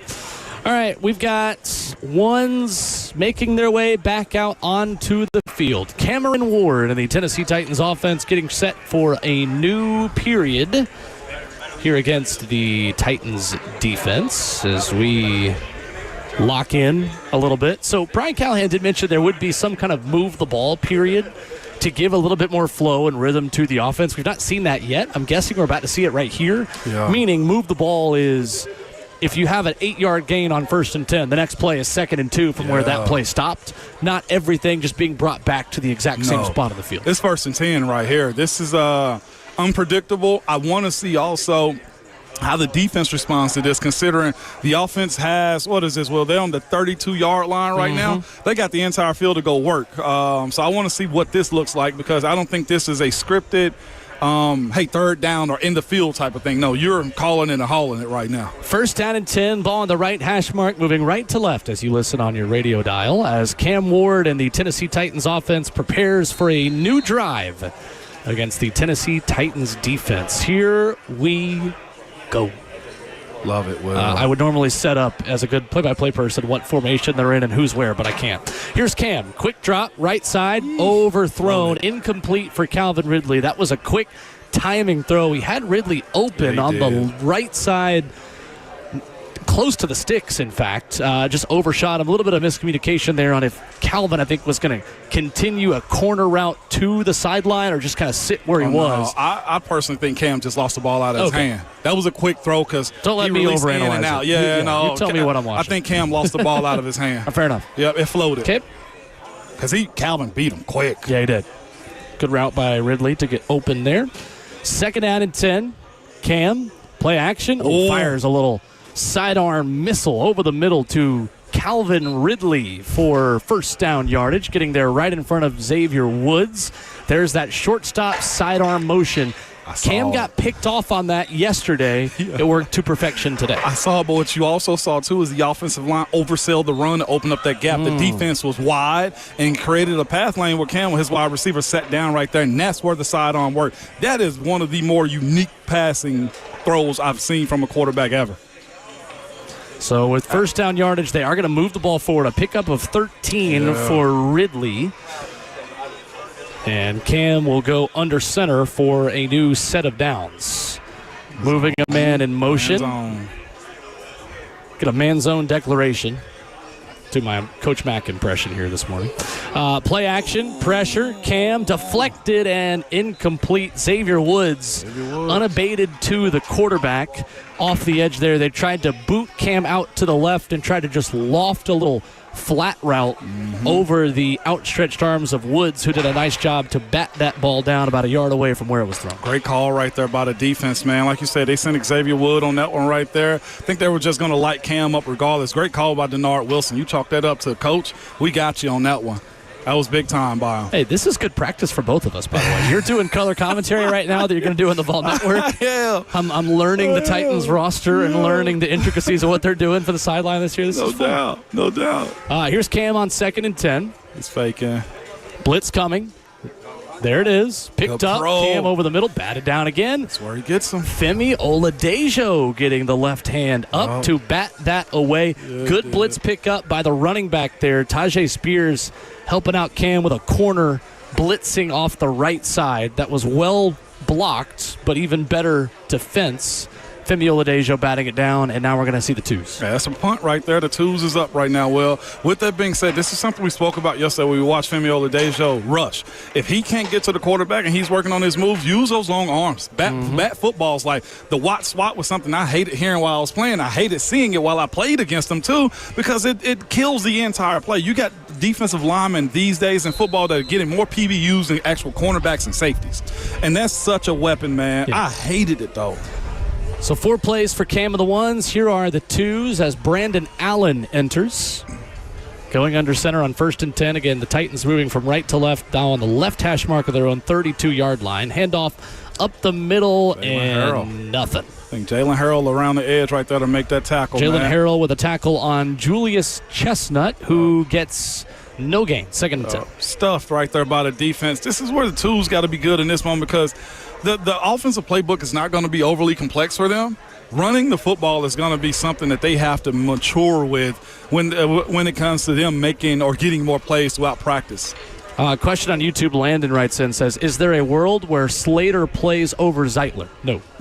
There is not. You know what they say? Follow the money. That's right. No. Zeitler's still one of the best pass-protecting interior linemen in the NFL. Oh, get there. Allen, play action, over the middle. Caught. There is Chimere DK, the rookie out of the University of Florida. Maybe would have been a sack if defenders were able to take Brandon Allen to the ground, but you thought he was close?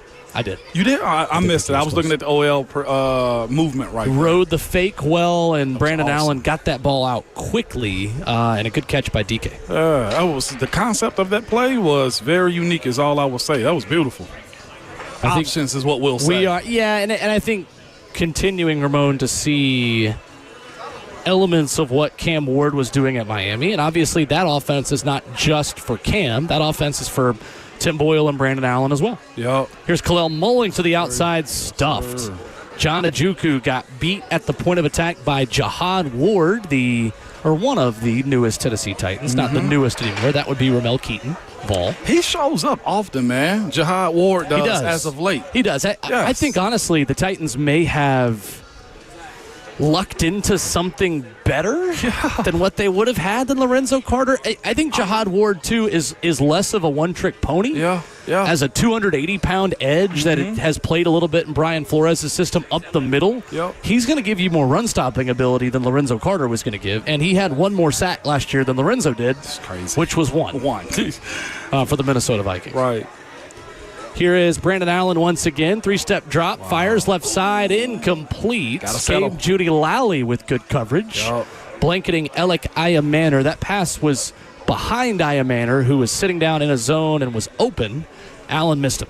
Yep, I think Iamaner should have sat down more right there. He, again, I always talk about minimizing wasted movement. Sometimes just staying still is the best thing you can do right there. And I feel like he drifted a little bit right there, Iamaner, because to be honest, that was Josh Allen. I mean, not Josh Allen. Brandon Allen that threw that ball. I'd love it if it was Josh Allen. Yeah, everybody would. But Brandon Allen throwing that ball was directly to the spot that he was supposed to drop it off on. That's a young guy making a young guy mistake right there, not understanding what the full concept is. It's just where his zone. This ain't college no more where guys aren't in their respected zones. Let's watch some of these young guys. Kevin Winston Jr. out there for the defense. Some undrafted rookies getting an opportunity against Tim Boyle and the Titans offense. Quick to the line out of the huddle. Boyle on play action, lofting one near side. James Prochet with a catch. That's a pickup of about 20 for a guy, Ramon, I think, again, has a better chance of making this roster than what he is being given credit for so far. I agree, too. I agree. Well, again, continually showing up on film, man. Guys, coaches start to believe that you make plays, and that goes a long way, man, when you can absolutely show the coaches on film, look, this is what I'm doing. Now, translating that over to when the lights come on in the stadium is a totally different story, but it happens here on the practice field where you get real reps. If you came out here and watched James Prochet do ladder drills, do individual, do the one-on-ones, he makes the hard stuff look really easy in practice. Yep. Here's Boyle, handoff up the going. middle, well defended by the Titans' defensive front. About 3 yards right as there. That is Jordan Mims carrying the football up the middle.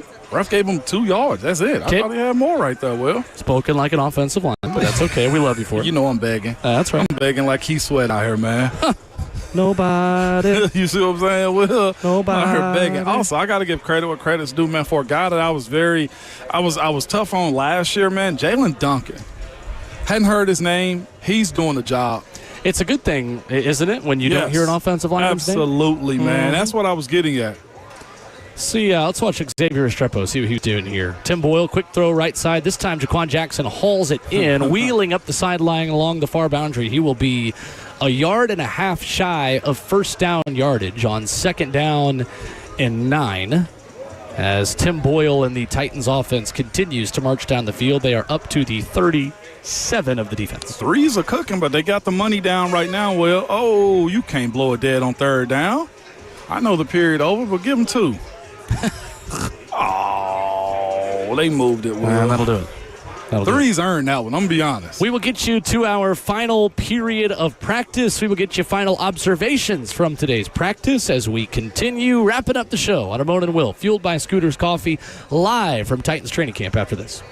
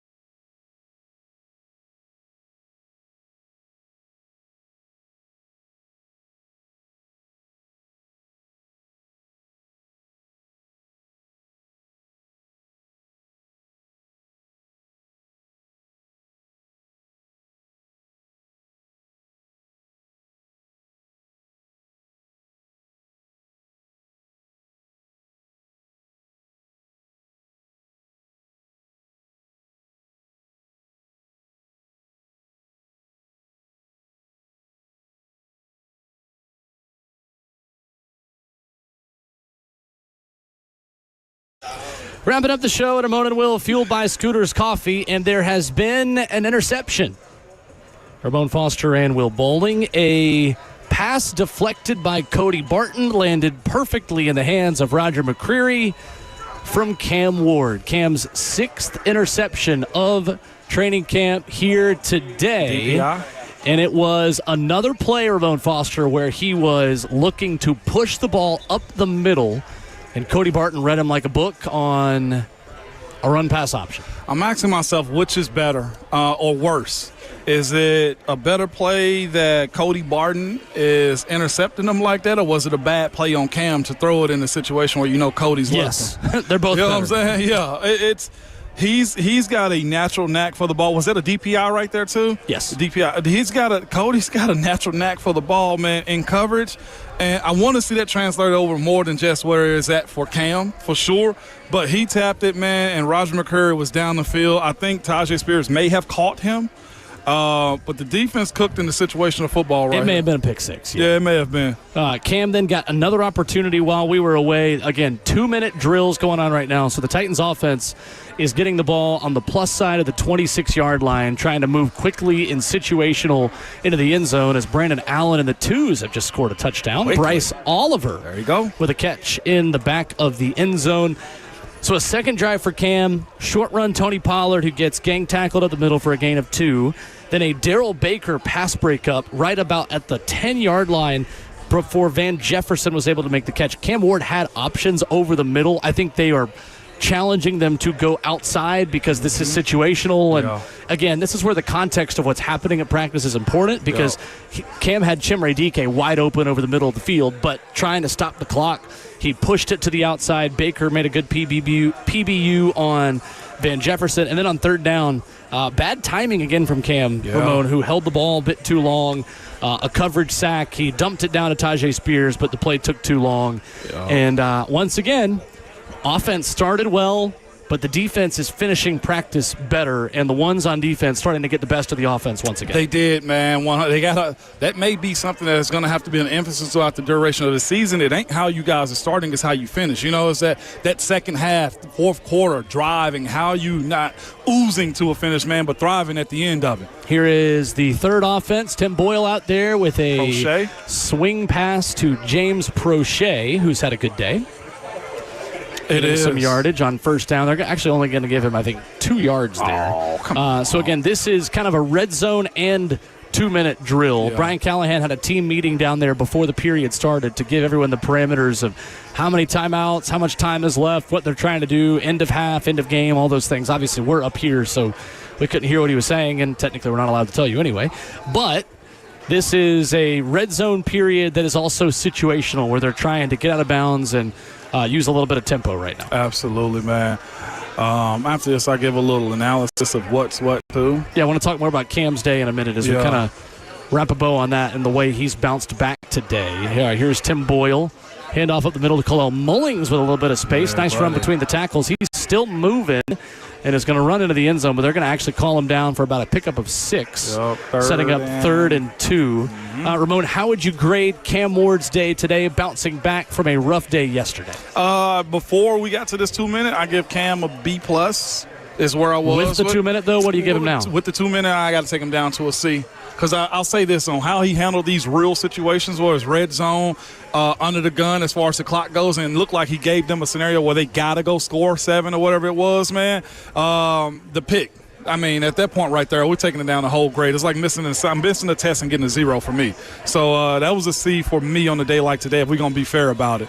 Because the other part of this for me is the O-line gave him protection. I think sometimes Cam is that's one of the main adjustments you got to learn from a college quarterback to an NFL quarterback is that clock needs to go. Yeah. You're going to 0 no matter what. And which is odd because that has been the best part of Cam's early days as a Tennessee Titan has been the ball has consistently come out on time. Yep. The last 2 days have been a bit abnormal for him because he is taking longer to get the ball out of his hand the last 2 days than he has at any other time of the offseason. I'm reserving full judgment because here's what Coach Callahan said. They are putting him in a situation where it's going to be hard for him. They're starting to amp it up, and they're also giving him a play clock now. Yeah. They're timing how quickly he's got to get the call and go. Yep. So they're speeding up how quickly he's got to process pre-snap, Facts. which makes a difference on what you're processing post-snap. No doubt about it, man. It is a unique situation for him because, again, failure's a good thing. I see somebody say, so what we're hearing is Cam's not improving. No, he's improving. These lessons will be retaught when he goes to meetings, and the adjustments will be made based upon that, too. And the next day is where you see him take the better step. The performances are not improving, but that does not mean the player is not improving. Facts, man. That's kind of difficult to digest in camp, but that's also what camp is for, because this isn't a game setting to where the performance is the end-all, be-all, and the end result is secondary to the lessons that you're learning, because coaches sometimes set you up to fail in practice so that you can learn a lesson that you're only going to learn if you throw a pick. Absolutely. Like Cam knowing when I can pull the ball out and fire an RPO over the middle and knowing where that boundary is of when am I going to get picked and when can I pull this off. You're only going to learn that if Brian Callahan sets you up to fail. And hey, tells Denard Wilson, like, hey, I want to set him up to get this picked off, or set it up to where he's got traffic over the middle, and he's got to make a quick decision. Confuse him, man. And it's a delicate balance. Like you say, you're not trying to steal everything from him as it pertains to his confidence and what you want him to do. But the situational football that he's got to be good at, red zone, not turning the ball over. We had 3 rules, Will. No sacks, no turnovers, and no sacks, no turnovers, no negative plays in the red zone. You come out of the red zone, we're losing points. No sacks, no turnovers, and no negative plays. That's how you got to operate. Cam's first assignment, turnover. You can't allow that type of stuff to happen, but that's what you got to learn because you build upon those things. And now for him, it's more important to him. Tim Boyle with a second down and goal from the 4-yard line. Good period here for the Titans threes on offense. Boyle left side. That pass is caught. Touchdown, Mason Kinsey. Beating Jermari Harris in coverage of the near side pylon. Wow. Defensive coaches and Ben Bloom specifically slamming the ground, saying, no, that ball hit the ground. Well, we've got an officiating crew here, and they signaled touchdown. It just ain't no replay out here. We had just gotten a question about how's Mason Kinsey doing. Well, he just got a touchdown pass. They asked about Mason? From Tim Boyle. Yep. Stop. Mac on YouTube. Has Mason Kinsey had a good start to camp? We went to Barry together, so I'm always rooting for him to make the team. My man Mac, that's your homie right there. I'm for it, man. Mason won't go away. Say what you want to, and he's a vested veteran right now. It's going to be very challenging for him to make this roster with the amount of slot receivers who are here, but you have to give credit and admire someone who sticks around in one place for this long. Won't go away. Because clearly he's a good enough teammate and a good enough guy in that locker room to earn the right to stay in Titan Blue. He's a 1%er. You got to give that to him. He's one of the best to do it. All right, that does it for us. We are out of time as the Buck Rising Show will take over coming up next. Overall, a mixed bag for Cam Ward. A decent day, I'd say better than yesterday, but not great from the Titans quarterback. Take that for what you will. Not the end of the world. Certainly nothing to be super upset about. I will see you Monday. Yeah, man. Enjoy yourself. Ramon and Lucas the next 2 days. Looking forward to listening from one final little summer vacation. And it is a preseason game week. Let's go. The next time I talk to you on Monday. We got football tomorrow night, too. Oh, we do? Yeah, we do. The Hall of Fame game, man. I'll be tuning. But remember at all times, good people, your Twitter fingers and your mic is always hot.